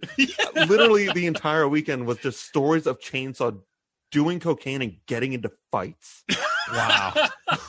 Now, have you kept up with Chainsaw? Do we know what he's up we're to? best buds. He's actually he's staying with me now. He's nice. my Grandma Winslow. Cash is playing with him right now. Oh, he's a great guy. Yeah. He's knitting. Wow. Me and that girl also got into a fight that weekend. And so I was just like angrily stomping around this hippie festival. And a random hippie walked up to me and was like, you look really sad here. And he handed me the largest bag of weed I've ever seen. Just gave it to you? Whoa, what? The whole bag. I mean, I'm not kidding. It was like, oh my God. Just full to the brim. Very generous hippies. Wow. Yeah. That's amazing. What a nice unbelievable person. You would that not was a get wild weekend. You definitely wouldn't get that at the gathering of the Juggalos. No, you would get a punch in the face. Let's go behind a dumpster. You're not sad. Blam. What about you, Mark? You got any shitty job stories? I mean, once again, more of like a shitty experience. I was at Best Buy for like 2 months. I was there for like 3 years, and it was horrible. Oh my God! Actually, that is the worst job I ever had. I think I got great hired. Job.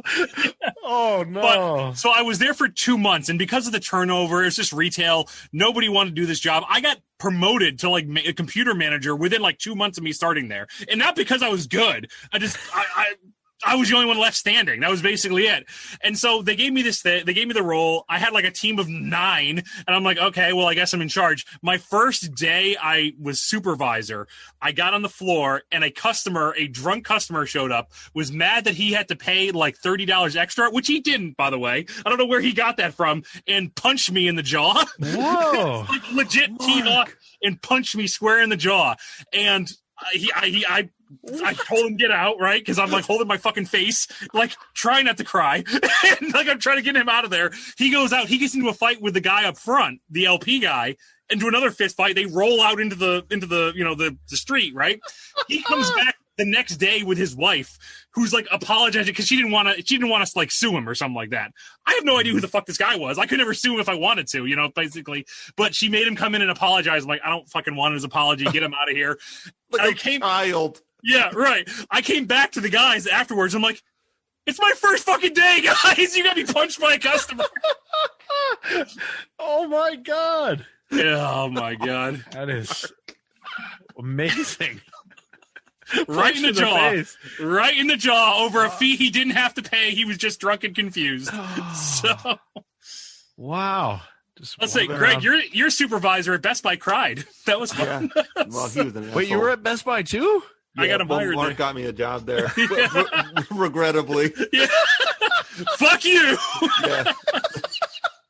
No, my supervisor was the worst, and I had a lot of experience, but I'd recently been laid off from a radio job, and I just needed work. Yeah. And he came over to me. I'd worked at FYE for 10 years. Like, I know how to sell a CD, for fuck's sake. He would never do anything. So one of the other employees came over to me. He was like, what should I be doing right now? And I was like, well, you could do this, you could do that, you could do that. This guy got all hot, came at me, and was like, I'm not paying you to chat. And I was like, one of those. Yeah, and I was like, what the fuck are you talking about? I'm basically doing your job right now. If you would prefer to do your job, you're more than welcome to. He's like, I don't care, just don't talk. I'm like, well, then how would you like me to instruct him? Would you like me to blink at him in Morse code? And then I started blinking at him. Oh, you blinked at him too? Yeah. Oh my god. I was there for about 2 more days. Yeah. Wow. Just to give you a heads up, Ryan, when we were it was like right before Christmas, and all the supervisors had to get together and organize like how you were going to plan for Christmas, like how you're going to have your line, where it's going to go, whatever. Yeah. And like he was in charge of media, which was like video games, CDs, DVDs, and like on Christmas, like that's not the big ticket unless there's like a Wii out, which I don't think there was. Right. So we were all in the meeting, and I was like, I'm going to run my line through like the back end of media and loop it through computers because we have a fuck ton of laptops I got to sell. And he got so upset that I had like infringed on his area. He started crying. Like I said it as a joke. Like he in the middle of this meeting started breaking down and crying how nobody respected him or his space. And I'm just like, I looked around. I'm like, is this kid for fucking real? Like, yeah, like it was just the strangest. It's not that serious, right? It was just he took that way too seriously. It was just so weird. Such a strange guy. Crying at work, right? Oh, no, he didn't even get punched. I mean, I almost punched him. If I ever saw him again, I may. I hold a grudge. Yeah. You think he's still at Best Buy? There's not. No, he's not.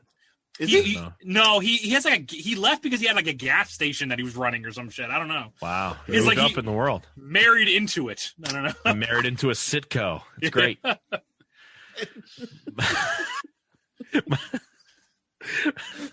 Married into a gas station. Mine is not going to be failing sideways. Sideways. It's not you're not going down. Yeah, no, not going down. Right. Mine is not nearly as funny as that. When I first graduated college, it's like, oh yeah, you're gonna make $1 million. You're an idiot. You're like, you're gonna make $1 million. You're gonna have a career right now. No, that's not how it works. You work even more shitty jobs.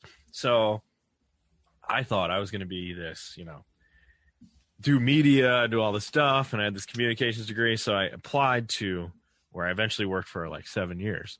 The evil empire of radio, and Clearwater or Clear Channel. Yeah, Clear Channel.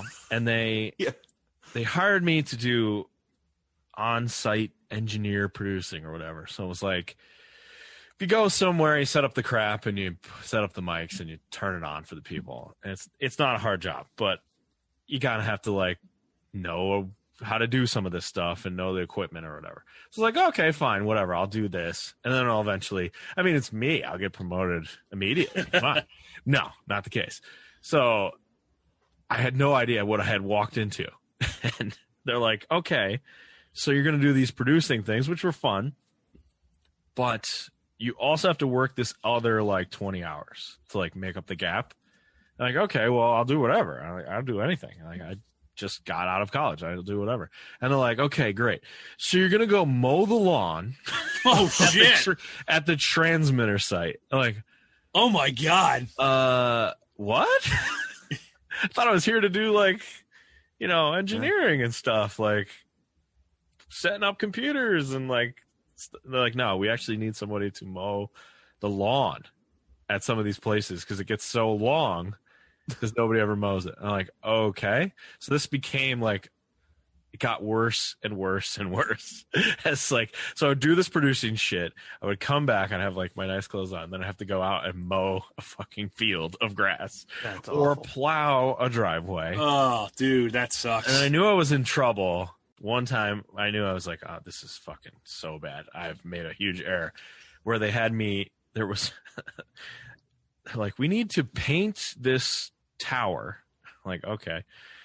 But you have to walk through a field of mud that's hip high to get to it. So I had to put these like boots on to go trudging out in this field to go with a bucket of paint and one brush to paint like the inside of this, like at the bottom of the tower, there's this little like area where you can work on stuff. They needed it painted for some reason. They're like, okay. And I'm in there and you can hear the crackle of electricity and shit. And you're covered in wet mud. And I'm like, I have made a fucking grave error. What have I done?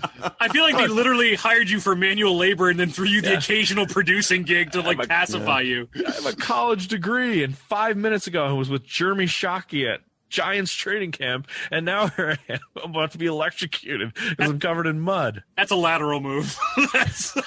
Susan calls Larry. Larry's working at the store, and she calls and said that there's some kind of rat or something in her apartment, and he needs to come and help her. And he is there with Balky, and he says, look, just babysit the store for 5 minutes while I go take care of this. And then he realizes, I need to give more instruction to this man because he's insane. So he says, don't move and don't touch anything. And then he leaves. And Balky takes that to the letter of the law, as he always does, takes it completely seriously. And a customer comes in and says, like, I want to buy this chair. And because Balky can't move, he's like, what's the price tag say?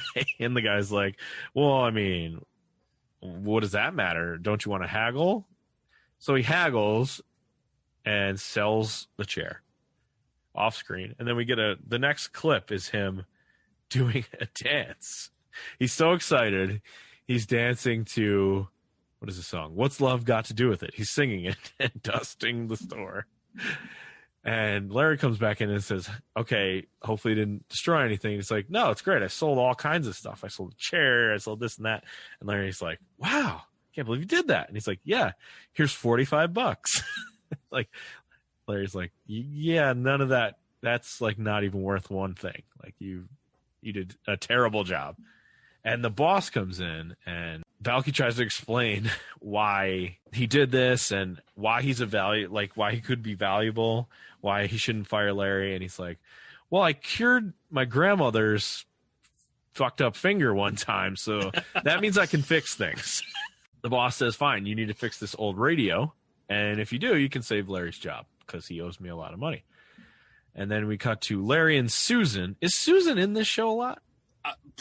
I don't remember her at all. I feel like this might have been a recast. So she's a one-off. So they're playing a game. I could be wrong, but she's definitely not in it in like season 3, I think is what we watched. Or season 2. She's definitely not. So she wasn't bad. It was just different to see her. Like I was expecting the blonde girl, the one he marries. But... Right. The neighbor he marries, not this one. So they're playing games, and Balky walks in, and he's immediately smitten. That's says, the word for it, I guess. Can I be your slave? Wow, Meepos. Much more. Whoa. That's really free than I would have expected. Oh, my God. And just everybody's in bondage gear there. That's Meepos. All the end of Pulp Fiction. Oh, no. It seems like such a nice place. Yeah. A town of Gibbs. Gibbs and sheep. Come on down to Meepos. Do they have a Best Buy in Meepos? So he's really weird, and Larry's like, get out. I'm trying to form a relationship with this woman, and you're so creepy. Please leave and go work on the radio some more. And then Susan's like, how's he going to fix the radio? And Larry's like, I have a plan. Our first ever, I have a plan. I'm going to insert this tiny radio, which is not that tiny, considering what radios look like now, like thumb drives. But he has a pretty good sized boombox that he's going to sit inside of this very nice radio and trick the boss into thinking it actually works. So the next day, they're there. They're going to test the radio. The boss walks in, and I love this. Larry's like, you look so happy. You shouldn't be this happy. Why are you so happy? He says, because I'll get the joy of laughing in another man's face today. Because he's going to not be able to pull this off. Mr. Twinkassetti is my spirit animal. Yep. Twinkassetti, is that it? What's his name? Twinkassetti. Right? Twinkassetti, yeah. He's funny. I have things all over my store with outrageous prices on them and blatant lies. For about 3 years, I had a CD player in a case with a price tag of $285.50, and on it I wrote prototype MP3 player. And I got asked about it constantly.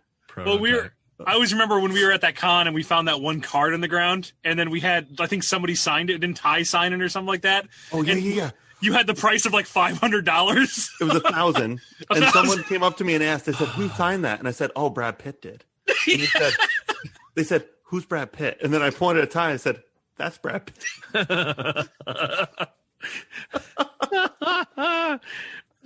I just really like lying to customers. So harmless things. Come on, nobody's gonna fall for those things, or if they do, you'll have lots of money. Balky turns on the radio to test it out, and it works surprisingly, and it's so loud it smashes all the very nice glassware in the entire store because it's so loud. And then Balky retrieves the tiny radio and says, oops, you left this in here. And it's everything's all messed up. I think those are reversed, actually. I think Balky removes the tiny radio first and then turns it on, and it actually works. It's turned up to 11. Everything breaks. But then there's a dude in the store who's like, oh, that's awesome. I need that kind of stereo power in my house. Let me buy that. And they're like, it's $500. And he's like, great. I have the cash right here. Let me get that. But oops, the speakers that were connected to it, Balky connected speakers to it, those were worth $500. So they lost more money. Oh, no. So Larry gets fired. And he says, I'm going to give you your walking papers. And Balky's like, why are you so upset? And Larry's like, I just got fired. And he said, sounds like he gave you permission to take a walk. You even got papers for it. Then Balky's mad because of Larry getting fired. And he says, you need to come out right now. When Balky gets serious, it's funny. I mean, maybe if you really want to. And then he says, you made a big mistake, you Ghostbuster. And they get rehired because the boss realizes, oh, they're in serious debt to me. So they're just going to work here and I'll take all their money. And now they need to live together forever because they don't have any money because they're both in debt. And Balky's like, hey, I'm in debt. I'm an American, which made me laugh too. That was a good line. Yeah. Yep. And he was so excited he got paid minimum wage in 1986. Right. Which, what was that? $3? Yeah. Yeah, it's got to be. Look it up. Definitely. I want to know that one. I got it. $3 an hour. Holy fuck. Enough to get a Happy Meal. It was all right. Good.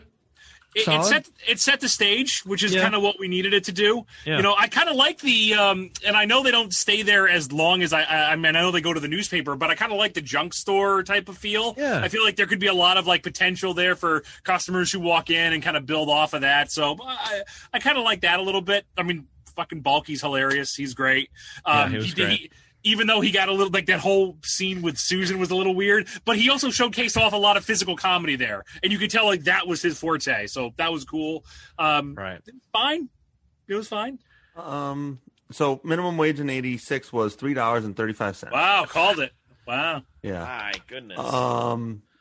I did not love this episode. Mm-hmm. It was still fine. Like it was still a funny episode. It's Perfect Strangers. That's fine. I don't particularly like the foreigner is an idiot trope. And I feel like this episode leaned into it way more than any of the other episodes we watched. Mm-hmm. Like everything out of Balky's mouth is like, you know, like a mistake on a common phrase or something. You know, I don't have anything off the top of my head, but like, you know, or the fact that they don't have color television. Like it's 1986. I'm sure Mypos had a color TV. Nowhere on the planet didn't have a color television. Mm-hmm. That is interesting you say that, because normally they use it's confusion. He's not a dumb guy. Right. In a lot of the other, like he's just confused about what's going on. And eventually he figures it out and is like, actually Larry's the crazy one. Right. That's usually what every episode. That is what it boils down to. Like, I don't know. I just didn't love the Balky characterization in this, but I think it was more of just like that type of trope than anything else. He's very over the top. Yes. In a lot of physical comedy was super duper funny. Yeah. I love Larry, and I thought the premise was funny if cliche. Mm-hmm. And it's a good reason for them to get together, I guess. A good Sure. reason for them to live together. Right. And I think going back to the whole, like, the purpose of a pilot, like this, they set up everything very well. Even though, like, the jokes may not have landed and obviously these characters evolve, it was still enough to make me watch episode 2. And I feel like in that case, it succeeded. And I think also, Greg, you might be a little biased because you know what this turns into. And obviously you hold a very special place in your heart. So, like, to not see the bulky character the way that you like the bulky character or what he turns into, you know, I totally get it. I understand why you wouldn't like this one as much. Yeah. Like, and you are right. Like, Balky is sort of the straight man. Like, he's funny. Yeah.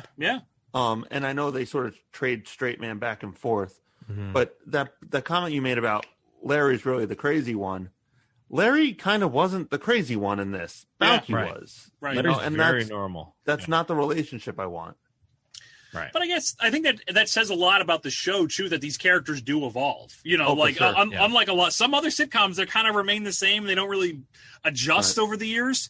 You can see that with Full House. Like that's the very classic one where nobody changes. Very cool to see, you know, those characters kind of swap once they realize who they were and, you know, what the fans like to see. So it's cool. It's cool.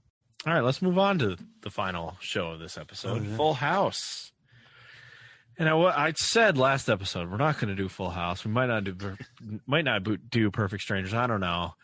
And then I got to give credit to my wife, who I said, we're doing this pilot episode. You know, what do you think? I always run stuff by her, like, because she's a massive TGIF fan as well. Like, what do you think about this? Like, I thought not doing Full House. She's like, oh, you got to do Full House. Like, do we though? Do we got to do Full House? Like, there was a different Danny Tanner. Like, there was? What now? What? I'm like, okay, I guess I have to do Full House. So Full House, season 1, episode 1, our very first show. I'm dying here. Danny choked you up. Oh my God. Those lovable moments that just got me. September 22nd, 1987, this aired. Danny Tanner, widowed father of 3 rambunctious girls, ages 9 months, 5, and 10 years, recruits his 2 best buddies, rock and roll brother-in-law, Jesse, and his best friend, Joey, who is an infrequently employed stand-up comic, to move in and help raise the brood. That is the longest explanation of anything ever. Music? I'll handle this. Ooh, Flintstones, meet the Flintstones. They're a modern Stone Age family. Everybody sing along. From the town of Bedrock, they're a page right out of history. Let's take a walk. Let's ride with the family down the street. I also like how that description of Dave Coulier could have described Dave Coulier or Uncle or Joey. I mean, infrequently employed comic. Yep. Like I said, there was a different Danny Tanner. So you can't find the full. You can technically. You can't find the full episode just as it was with who was John Posey, who was the original Danny Tanner. Right. Or replaced Danny Tanner, I guess. I'm not sure what the story was there. Yeah, so I did look into it. So what happened was Bob Saget was initially signed on to play Danny Tanner. Like, he was supposed to do that role. He got offered a spot on the morning show, whatever the morning show was for ABC at the time. And he said, okay, cool, I'm going to go do that one. So they had to go find another Danny Tanner kind of at short notice. That morning show lasted like 2 months. And then it got shit canned. And so he was like, hey, I'm free again. And they're like, well, you were our first choice anyway. Let's just film it with you. And so that guy kind of like got the shaft a little bit, but like I totally get it. Like, he wasn't the first choice. The first choice was always Bob Saget. Okay, so here's how we're going to do this, because you can't find the full episode. So we're going to go over the episode, what happens. And then I sent you guys the clip of, there's like a clip that's like 6 minutes of John Posey as Danny Tanner. And we'll just break that down after the episode's over, and what we thought of his job as Danny Tanner. Because you kind of get the gist of what's going on, and then we can go back to him. So Grandma is there. She doesn't want to leave. She's been there 3 months since Danny Tanner's wife died, Pam. Killed by a drunk driver, I think he's... Was it? Yep. The girls are very sad. Now they have to share a room. He's going to replace Grandma with these 2 guys. So Uncle Jesse comes in, and he's just broing out. He's just talking about making music, hanging out in Vegas, hooking up with babes. And Danny's like, family man here. Can't talk about that right now. There are young women present. Don't do that. And Stephanie's like to this hard-ass, cool, mulleted dude, let's play some ballerina, guy. And he has to because he's the good uncle. And then Joey moves in, and he brings all of his dirty clothes, and he's going to live in the alcove. So we get the explanation as to why he lives in the fucking living room with all of his clothes hung up, like he's drying them in the living room. That's why he lives there. Because at least there was an explanation. I mean, yeah, right. Jesse's moving into Stephanie's room, and Danny is very excited to have his bros there. So he gives them a bunch of hugs and says, sorry, I'm a hugging machine. DJ and Stephanie live together now. DJ does the classic trope of putting a line or a tape down the room. Stephanie can't cross over into her side. She says, how am I supposed to leave? Well, you're going to hang on the fucking curtains, and that spot did not work for me. No. The stupid special effect of her hanging on the curtain, and then DJ looked just like a pulling fucking Chucky doll. Yeah, it was weird, right? It was awful. It lasted way too long too. Like that joke. Yeah, right. Bad Goes joke. on and on. Who wrote this shit? Joey comes in. He's literally typing it. Time for another strongly worded letter from Greg. Dear Mr. Franklin. I'll just address it to his grave. Oh, God. I'm not going to kill him. I don't want... I'm not saying... This podcast has got a whole lot of red flags. Oh, no. Joey comes in. He tries to do limbo under this rope thing.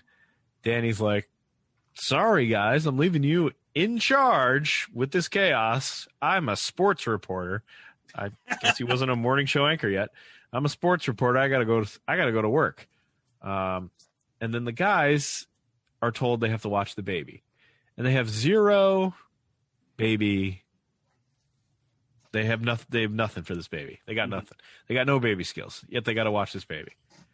No instruction. If a human being comes into my house and has to watch my baby, they're getting they're getting a fucking legal pad of instructions. Sure. Do this, then do this. That's how it works. He just leaves them like, good luck, guys. Have fun. Yep. These guys don't even know how to change a diaper. They can't do anything. So they come in, they're like checking for the dirty diaper. And the one joke in 5 episodes or however many episodes of Full House I actually legitimately laughed at was their weird marching down the stairs with the baby, the dirty diaper. It made me laugh. I don't know why. Maybe it's just I have babies. It cracked me up. They're little like up, down, oh. Like all that cracked me up. So they put her in a pot. Yeah. They put the baby in a pot that you eat out of with the dirty diaper on. They take the diaper off. They use the tongs that you would use to like flip burgers or whatever, your food, and pick up a dirty diaper with those. Then they use the water from the sink to clean her butt and the fan in the kitchen. Who has a fan in the kitchen? But they use the fan in the kitchen to dry off her butt. And then Stephanie is just sitting there laughing at these idiots as they go. Another joke I laughed at. We should be mothers. What a weird thing to say. We're so great. We should be mothers. Stephanie has the diapers and she's just like, you guys are fucking stupid. Here are the diapers. That was very silly. Danny comes back from work and the guys are exhausted because they had to watch 3 kids with no instructions and no help. And Danny's like, what, are you tired or something? He mocks them after he left them in the lurch. He mocks them. And then the doorbell rings and we get our first ever Have Mercy because a babe walks in. The babe from Vegas that Jesse was talking about comes in and says that the Bob Hope show is canceled. Like, what? The Bob Hope show? You know, that hip umping what the fuck is going on? And like, Bob Hope show is canceled. I can hang out with you. Maybe she was a prostitute and like scheduled for that evening, but Bob couldn't make it. Right. That makes sense. You think Bob was getting some? Oh yeah. Yeah. This wasn't Vietnam, man. He couldn't just, get it free anymore. He's paying. Just swing a golf club and point. Oh my God. So I'm like, I laughed at this and I thought, Bob Hope. wasn't he dead by the time this came out? Like, no offense, Bob, but wasn't he dead? So I look up Bob Hope. When this happened, when this aired, he would have been 84 years old. Wow. 84 years old. Still running shows. Yeah, right. So I'm like, there's no way. He must have died like right after this. Bob Hope lived to be 100 years old. He died in like 2003 or something. It was like, wow. It blew my mind. Hung in there. 100 years old. And then this little quote was in there and it made me laugh. On his deathbed, I don't know why they waited till he was on his death. The guy was 84 in 1987. Why did you wait so long for this? But on his deathbed when he was 100, his wife asked where he wanted to be buried, and his answer was, surprise me. Great joke. Great deathbed joke. That was a good one. High quality deathbed joke right there. I like it. All right, I cannot believe this. I've looked at the resume of about 12 Full House writers now. Not a single one of them has done anything worth a shit. None of them are working still. They almost all went on to write for Even Stevens, the Shia LaBeouf vehicle. Really? Seriously, like 5 of the 9 that I looked at are all Even Stevens classics. See, I would have guessed they would have gone on to some other like sitcom, 100%. Like I feel like King of Queens. They must have written for King of Queens or something. That show's too good for them, I think. Yeah, I think that show's too good. DJ, Danny's back. He goes to talk to DJ. Her room is empty. She emptied all her stuff and left. It's impressive. How did she do that without them noticing? I guess they were so exhausted. He's like, you lost a kid. You've been on duty for one day and you lost a kid. Well, don't worry. She's just in the garage. No big deal. Joey tries to make it all better with the Bill Cosby impression, which does not age well at all. Jesse's like, he's forced to do a pep talk here, I think. I think Danny's like, there's too much going on. The baby's crying. Like, take care of this for me. Another like, whoa. Easy, buddy. And Jesse has to do his first ever pep talk. And before he does that, there's a joke about Bruce Willis record deals. Bruce Willis had a record deal. I know he was in a band, but he wrote that awful song. Yeah, right. Bruno, right? Didn't he like tour as Bruno? Oh, like God. That, yeah, you're right. So apparently that was this time. Anyway, his big pep talk is he's not a great father figure yet. He says, I'll give you $20 if you move back into the house right now. And she's like, I'll settle for 50. And he's like, 50? He's like, I'll give you 20. I'm going to stick with 20. She's like, 21. She's a haggler. We saw in another episode her haggling for money. So yeah, no, she's good at looking that. for money. So he's like, fine, I'll give you $21 to move back into the house. And this is also, he can go back in and meet with Vanessa, who is the Bob Hope chick, who's there. But it turns out she left already during all this rushing because Danny blew up his spot. Fucked him over again. Greg was shook there. He ruined everything. Oh, get his clutching pearls. That really... No, I'm sorry. I literally don't even know what you just said, but I just Is this an Even Stevens thing? No, this is a Bruno thing. So he was doing, like when Garth Brooks was Chris Gaines. Oh my God, I love that whole thing. Yeah. Bruce, stupid. That's what Bruce Willis was doing. He was pretending like an alter ego. A blues singer named Bruno Radolini. And what made me gasp was the next sentence, which is, and yes, there was even a fake HBO documentary that was made. Wow. Oh, I have to watch that right now. To see That's amazing. Yes. Fake HBO documentary about his fake musician alter ego. Is this where Parks and Recreation got the weird saxophone player thing? Is that what that's from? Maybe. I don't know. Very funny. That's insane if that's the case. But I'm sorry. So yeah, I'm very sorry to derail again, but that needed attention. That needed to make the air. Yeah, that needed to be clarified for sure. All right, so Jesse gets the spot blown up. He wants his money back from I want my money back now. I can't hook up with a babe. DJ admits that she's mad. She lost her mom. Her grandma left, and now she had to give up her room. Rightfully so. That house is huge. You couldn't have figured anything else out. Right. There's like definitely a basement. There's definitely an attic. Like, because we know they move in there eventually. So where did Grandma live during this whole thing? Seriously. Anyway, Danny says, "Move back in, or we're all going to move with you into the garage, and you're not going to like that either." So she's like, "All right, fine." And then, of course, we have a stupid song. Oh, because the show's for babies, as you've said. They sing the Flintstones. They sing the Flintstones to Michelle because she loves music. Just bad scene. Horrible. Bad. Awful. Horrible. I guess it's cute for people who like the cutesy stuff on the show, but not a fun scene. I like when they sing sometimes. Like there was one where they sang the Temptations. I enjoyed that, but not this. No. So that's it. No Kimmy. Kimmy is name dropped, but doesn't show up. She is mentioned. She's on the phone. We never hear her or see her, but she is there. And we know Kimmy is the best part of the show. Yep. We still haven't had a Kimmy episode, technically. No. Other than just the one little quick wrestling team thing. But that's it. That was the episode. Now let's get into John Posey. Mm-hmm. Oh, yes. We watched a clip of John Posey doing the same scenes as Bob Saget. And he's not very good. He's pretty bad. Very bad. Mm-hmm. He's pretty vanilla and just bland, in my opinion. Right. He kind of knew he was telling jokes. He was going at the end of every time he made something funny. To me, he was almost identical to Uncle Joey. You would have two very similar characters.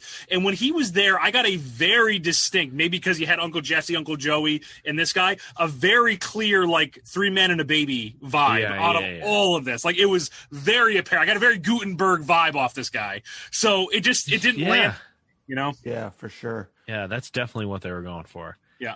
Some of the jokes in the John Posey version of the video are not punched up. They're the similar or the same, but they're not said with the right.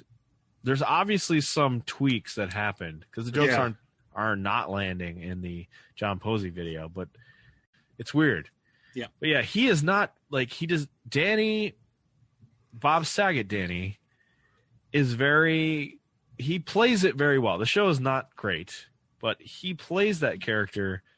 He's funny. He's for sure. fatherly. You believe that he's the father of these kids and is looking out for them, and he actually is their dad. He comes off that way. John Posey comes off as it's a fake thing that I'm doing, and this isn't real, and they don't have the chemistry. The kids and him don't have the chemistry that Saget does. Right. I also looked up John Posey to see was this the only thing he ever did? This dude has worked and worked and worked and worked for years. He's still working. Yeah. None of it is super interesting, but he's worked television for as long as after this show, which was one of the first things he did. He has consistently worked all the way up until 2020. Well, good for him. I mean, I've never ever seen this guy, ever, and I looked him up too, and I have seen shows where he's been on them. He's just been forgettable. I saw him and I moved past him, Yeah, he's the typical, he did Law and Order. He did Criminal Minds. He did, he's one of those kind of actors. He strikes me as somebody who would be the doctor in Law and Order when they're going to go, visit somebody for an assault or something that. He has, 3 lines and then he's done. Yeah, that's what his career has been. Yeah. And I think he's done a couple of things that have more teeth to him, probably, but yeah, John Posey as Danny Tanner. He played a dentist on Law and Order. Did not work. No. Did not work at not all. Even a little bit. Not even a little bit. This show, do you think this show would have survived if John Posey was in that spot? I could have hoped. I don't know. Talk about missed opportunities. We could have just executed it in the John Posey phase. I mean, arguably, if he got this job and Bob Saget's morning show never stopped, TGIF might never have happened. If you think about it, because this show opened the doors for all those other shows to come in. It was definitely the anchor. I think maybe the show would have lasted 2-3 seasons, then just been kicked out. I mean, he doesn't have the same, like I said, he's too goofy. It's another weird thing to say about this guy, but because he's short, Bob Saget's very tall, and that added a lot. Jesse was towering over him, and it just was weird. So I know it's a kind of a minor aesthetic, but it was glaring in this one. Yeah, and you have an actual comedian, and I think John Posey's not a comedian. Yeah, right. He's just an actor. So you have an actual comedian who knows how to be funny. Right. And deliver lines. And right. Even though the material's not funny. Right. I guarantee that material was much better the way he said it. Oh, yeah. For all those years than anyone else. Jeez. Anyway. We could have been in the Posey timeline. Oh, it's the darkest timeline. Or the best if you're Greg. Yeah, the best timeline. It just doesn't exist. Just Perfect Strangers existed before Full House. I don't need Full House. Right. It did. That's it. All right. That's all the episodes for this What month. I will say is that this Full House episode was still dog shit, but it was probably my favorite one that we've seen of Full House episodes.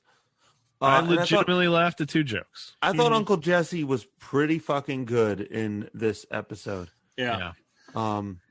He obviously, and I realized he had top billing. I don't know how intentional that is or not, but to me it seemed like a real Uncle Jesse show. Well, it was though. He was a star before he came on this show. He was in General Hospital. He was like the heartthrob on General Hospital who everybody wanted to bang. To get him on a sitcom, a comedy, that was a pretty big deal. He definitely deserved to be top billing at the time. I thought it was pretty funny. And Dave Coulier was on the Nickelodeon show. Star Search. Yes, you got it. Nailed it.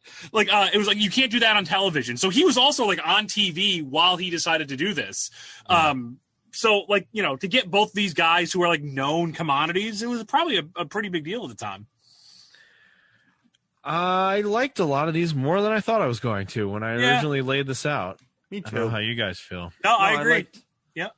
I liked a lot of them. I didn't love any of them. Sure. Well, but I thought they were going to be dog shit. One I really thought was great. But I thought they were going to all be dog shit. I thought they were all going to be shit also. Yeah. No, it was good. Honestly, I can get how, even though I didn't really like Full House, I could see how people would want to see a little more. Right. Not 8 years more, but it wasn't quite as shit as it becomes. I mean, there's a lot to unpack there. Right. Those 3 dudes. That movie probably came out right before the show. I think you're right. I think you're right. Yep. So people are interested in that. 87 was 3 Men and a Baby. 87. So the same year. There you go. So in this whole collection of episodes, we had no Urkel. Mm-hmm. We had no Topanga. Yeah. No Minkus, if you count him. No Cody. No Kimmy in any of these. And barely any Sean. And Perfect Strangers really doesn't have other characters that are important. So they have other recurring characters, but but they're fine. They come in and out. Yeah, no Mary Ann and right. That's what I say. No love interest or anything. And they work in that pawn shop for a couple years, but for majority of the run of the show, that's not the case. Right. They're in a different job, and all the houses are different, of course, as we said. Mm-hmm. It's time to rank them. It's that time. Okay. I think this one's pretty easy for me. We might all agree. I don't know. Number 5. I'm going to surprise you, but yeah. Okay. Number 5 is Full House. I mean, number 5 is Full House. Number 5 and set it on fire. Number 5, Full House. We agree, 100%. Yeah. Number 4. I'm gonna say Family Matters. It was fine for what it was, but I wasn't wowed by it. Me too. Family Matters. Yeah. I think we agree on that one. I think Family Matters was a perfectly fine episode, but again, it was just a fine episode. Mm-hmm. Great Carl. Everything else was down. Right. I was very into Carl in that one. Right. So right. 3. What you got? I would say Perfect Strangers. Probably. I would agree. Yeah, I would put Perfect Strangers right in the middle. Yep. I just didn't like how stupid Balky was. Not stupid, but just ignorant. It just didn't work for me. And here's the thing: when I put that right in the middle, sometimes when we rank these, that middle is a low middle. This is a high middle. Oh, it's definitely a high middle. Yeah, it was all right. It was just I liked the other 2 episodes a little bit more. Balky was a little too intense for me in this one, so I get what you're saying. That middle's fine for him right now. I'm going to disagree. I'm going with Step by Step. Now, the reason I put it there, I thought it was the main group was great, but those 2 extra characters, the grandma and the aunt, just suck the life out of that all over. Thing. Yeah. They are bad. And nothing in Perfect Strangers ever to me got that bad. So that's why I'm putting it there. It's probably the more Perfect Strangers, more, just kind of run of the mill, whereas Step by Step kind of had some plot stuff that was important, but those 2 just suck it down for me. So I just really loved Frank in that episode. He was great. Yep. As you said, a high bar at 3, but I'm putting Step by Step there. Yep. So what you got for 2? That would be Step by Step for me. See, for me, it's Boy Meets World. Interesting. Boy Meets World was very, very good, and I loved Mr. Feeney in this one. He was so good, and I love early on, just in front of the snack machine, the dynamic between him, it was just there, and you could just feel it right off the bat. It was really, really well done. And I'll get to number one's obvious now, but I'll get to why I picked that over this one when we get to it. Okay. And you said what? Step by Step was number 2 for me. Step by Step. I said Perfect Strangers too. Right. Only slightly better than Step by Step because there were no crappy ass characters dragging them down. It's that simple. All right, number 1, Boy Meets World for me. I thought that episode was hysterical. I mean, I was literally laughing out loud at it. I thought it was just great. Maybe the little girl's a little cringe, and there's definitely some. There's some plot points that I didn't love, and like I said, I think there was a disconnect between the two things he was supposed to be learning. But at the same time, I thought it was a very, very funny episode of television. Mm-hmm. Yeah, I liked it too. I mean, to me, Step by Step was number 1. Production value was incredibly high, and I think that did kind of affect my viewing a little bit. Yep. Patrick Duffy's just tremendous. Suzanne Summers was very you felt for her a lot of times. She was very likable, and a lot of times the parents sometimes, or even the main characters, you can't really connect with. I connected right off the bat. Oh, for sure. I just felt it was easy to get what their feelings were toward each other. I like that they were genuinely in love with each other too, and that exists throughout the entire show. And you just get that right off the bat. I hated those 2 characters, the other 2 ancillary ones. Thank God we don't deal with them long. I like the kid interaction, the girl who's all obsessed with fashion. I was actually okay, you're doing something this time. All right. I don't get what that oldest girl is there for at all. I feel like the role she played is played by everyone else. Dana, the blonde girl? Dana, yeah. Dana or Karen? Dana. Karen makes sense to me. It makes sense that Al is this tomboy and that Karen is this very fashion focused person. That's an interesting dichotomy. But Dana, I just don't. She's Dana just an asshole. The book smart asshole. Is she supposed to be book smart? Because that's yeah. But then you have Mark, who's the smart one. There's 2 smart. Right, we don't need 2 smart ones, and we don't need 4 assholes. Too many assholes. Step by Step. Too many assholes. Where does Brendan? Frank Lambert would not say that. He'd say, "Bring all the assholes to me." Yeah, right. And at this point, what I also liked is Brendan wasn't in the basement at this point, so it's perfect. Right. Which one's he? It doesn't matter. Cool. I think he was a plant somewhere. I don't know. He was the vestibule. That's what they call it. Yeah. Brendan. Come into our Brendan. He was the pig. I put Boy Meets World 1 for all the reasons you said. Yep. I won't fight you on that one. Very good. Very good. But definitely there were some nitpicks there for sure that could have dragged it down a little bit. I just don't think it.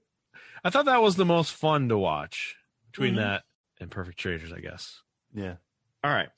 That concludes pilots. Would you watch all? You would watch all these, if you just knew this pilot. No, all 5 of these. I would watch. What would you drop out of? I guess. I mean, Full the obvious answer. It's Full House. Full House. Yeah, it's definitely Full House. Yeah, but nobody else. Family Matters is very questionable. I think Family Matters is a little questionable. I found that to be a relatively mundane. I could have dropped out of Family. Yeah. I would have, because of Carl, I would have gone at least another week. Okay. I might not have gone very far after that. All the other ones by 100%, sure. I would have kept going. Yeah, especially at the time. Yeah, if I was 10 when Boy Meets World came out, that would have been. I mean, I was 10 when Boy Meets World came out, but it was definitely my jam. So I'll tell you something interesting. I was talking to my mom, and I was telling her that hey, I do this podcast now, and she was just I'm like, what's it on? And I'm like, oh, it's TGIF. She's like, oh, okay. And I'm like, well, I have a question for you, Mom. Why did we watch Full House? Why? Because my mom, when I mentioned that, she's like, oh, I love dinosaurs and I love Perfect Strangers. And she's like, oh, I hated Full House. I'm like, well, why did we watch it all the time? And she just said very flat, and I kind of appreciate it. She's like, because it was on. And I'm like, listen, Friday night, 8:00, the family's around. You need to shut up the kids in the 90s or 80s.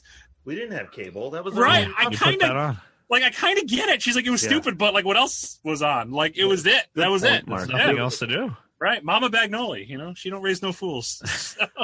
I like how she has great taste in TGIF programs. Oh, yeah. Right. Oh, yeah. Oh, Perfect Strangers. Dinosaurs. Very into dinosaurs. Without me prompting, said, oh, not the mom. Like, she got it. She remembered. So. It's funny you bring that up because not only did we celebrate the holidays, not only did we celebrate Christmas and New Year's and all that, and we sent those texts to each other about shows, how we're just watching these shows. We weren't doing it for the show. We were just doing it for fun. I was alerted to something that I alerted you guys that. Dinosaurs is finally going to be on streaming service. It's going to Disney Plus. That's great. Good for you, Mark. This month. You goddamn right. So, that being said, since Greg and I can watch it not on a tiny piece of shit YouTube video and actually we are transforming the podcast. It is now dinosaur-centric. We're never doing another episode. We will go through every episode and then do it again. I love it, Ryan. Congrats. That's awesome. Okay. Signing off on the last episode of TGIF podcast. We're going to focus completely on dinosaurs for the next episode, unless you have a better idea. Oh, I'm guessing fun. you don't, Mark. All right, sure, let's do it. Nope.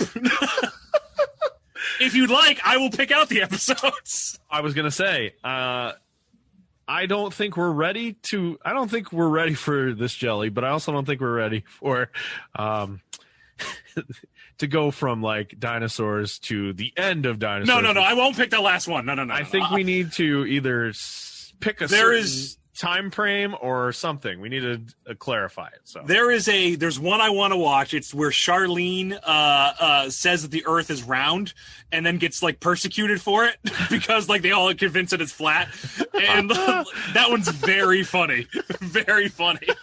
Anything with like anything that's Earl. Oh, there's another one where Robbie dates Richfield's daughter. That one's really funny too. Oh boy! So I want to go with a couple of those. Maybe let me think about this for a little bit. But I got some good episodes.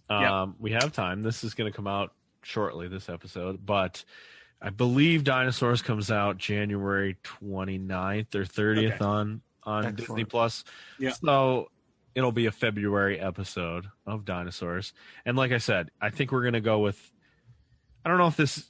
How you want to phrase this? If it's the top 5 episodes of Dinosaurs, I don't know if that's the right thing, or just 5 episodes that you like. Or well, what we could do is have 5 because there's 5. There's the Earl, there's Fran, there's Charlene, there's Robbie and the baby. For each kid. Maybe like in each, an episode centric on each one. I can come up with that. I like that. So yeah. All right, so we'll do that, and then at another time. I don't think we're ready. Maybe that will be the last ever episode of the show. If we ever just get to the end. Don't really end with dinosaurs ending. That'd be great. All joking aside, I also joking aside, I love dinosaurs. That last episode would probably take a lot out of me to get to watch it again because I remember as a kid that really hit me hard. It's crazy.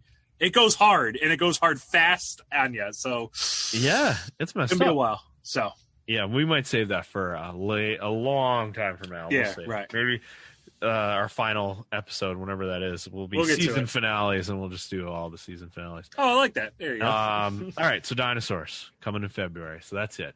All right, pilots are over. It's a new year. It's new us. We're ready to go. I love it. Awesome. All right. Thank you, guys. It was great to catch up with you again. Absolutely. I love doing this show, so. It was fun. It was way more fun than I thought it was going to be, actually. So much fun. I was very afraid until I started taking notes. I'm like, these are actually a lot better than I thought. So fun. Yeah. It's going to get more fun, though, as we go throughout the year. So start thinking of those episode topics, and we'll see you in February with Dinosaurs. We'll see you then. See ya. Woo. All right. Well, thanks for listening to the TGIF podcast. I am a bad host, and I forgot to do the plugs, so you can follow Mark at Megastar Mark on the tweet machine. I think that's what he says. You can follow Greg at KillaGreg17 on Twitter, and you can follow them both on WCWTF Podcast, a wrestling show about the downfall and horribleness of the program that was WCW. Kind of touched on it a little bit in the episode, but if you're into wrestling, or if you didn't know we did that stuff, you can find them there. You can also find them at idiotswithmics.com, and they do Twitch streams every Tuesday, I believe, on there. You can do Idiots with Mics on Twitch. Myself, Ryan, the host of the show. You can find me at Nation of Conversation, another wrestling show, because there's not enough of those.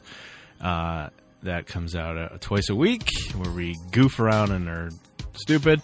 And we hope you're enjoying the TGIF podcast. We are looking forward to doing a full calendar year of this show. You can follow us on Twitter if you want to find updates about when the next one's coming. It's at PodTGIF. We also have one episode we put up on YouTube. We're hopefully going to put up a few more as the year goes on. Whatever. It's fine. These are the plugs. Peace out.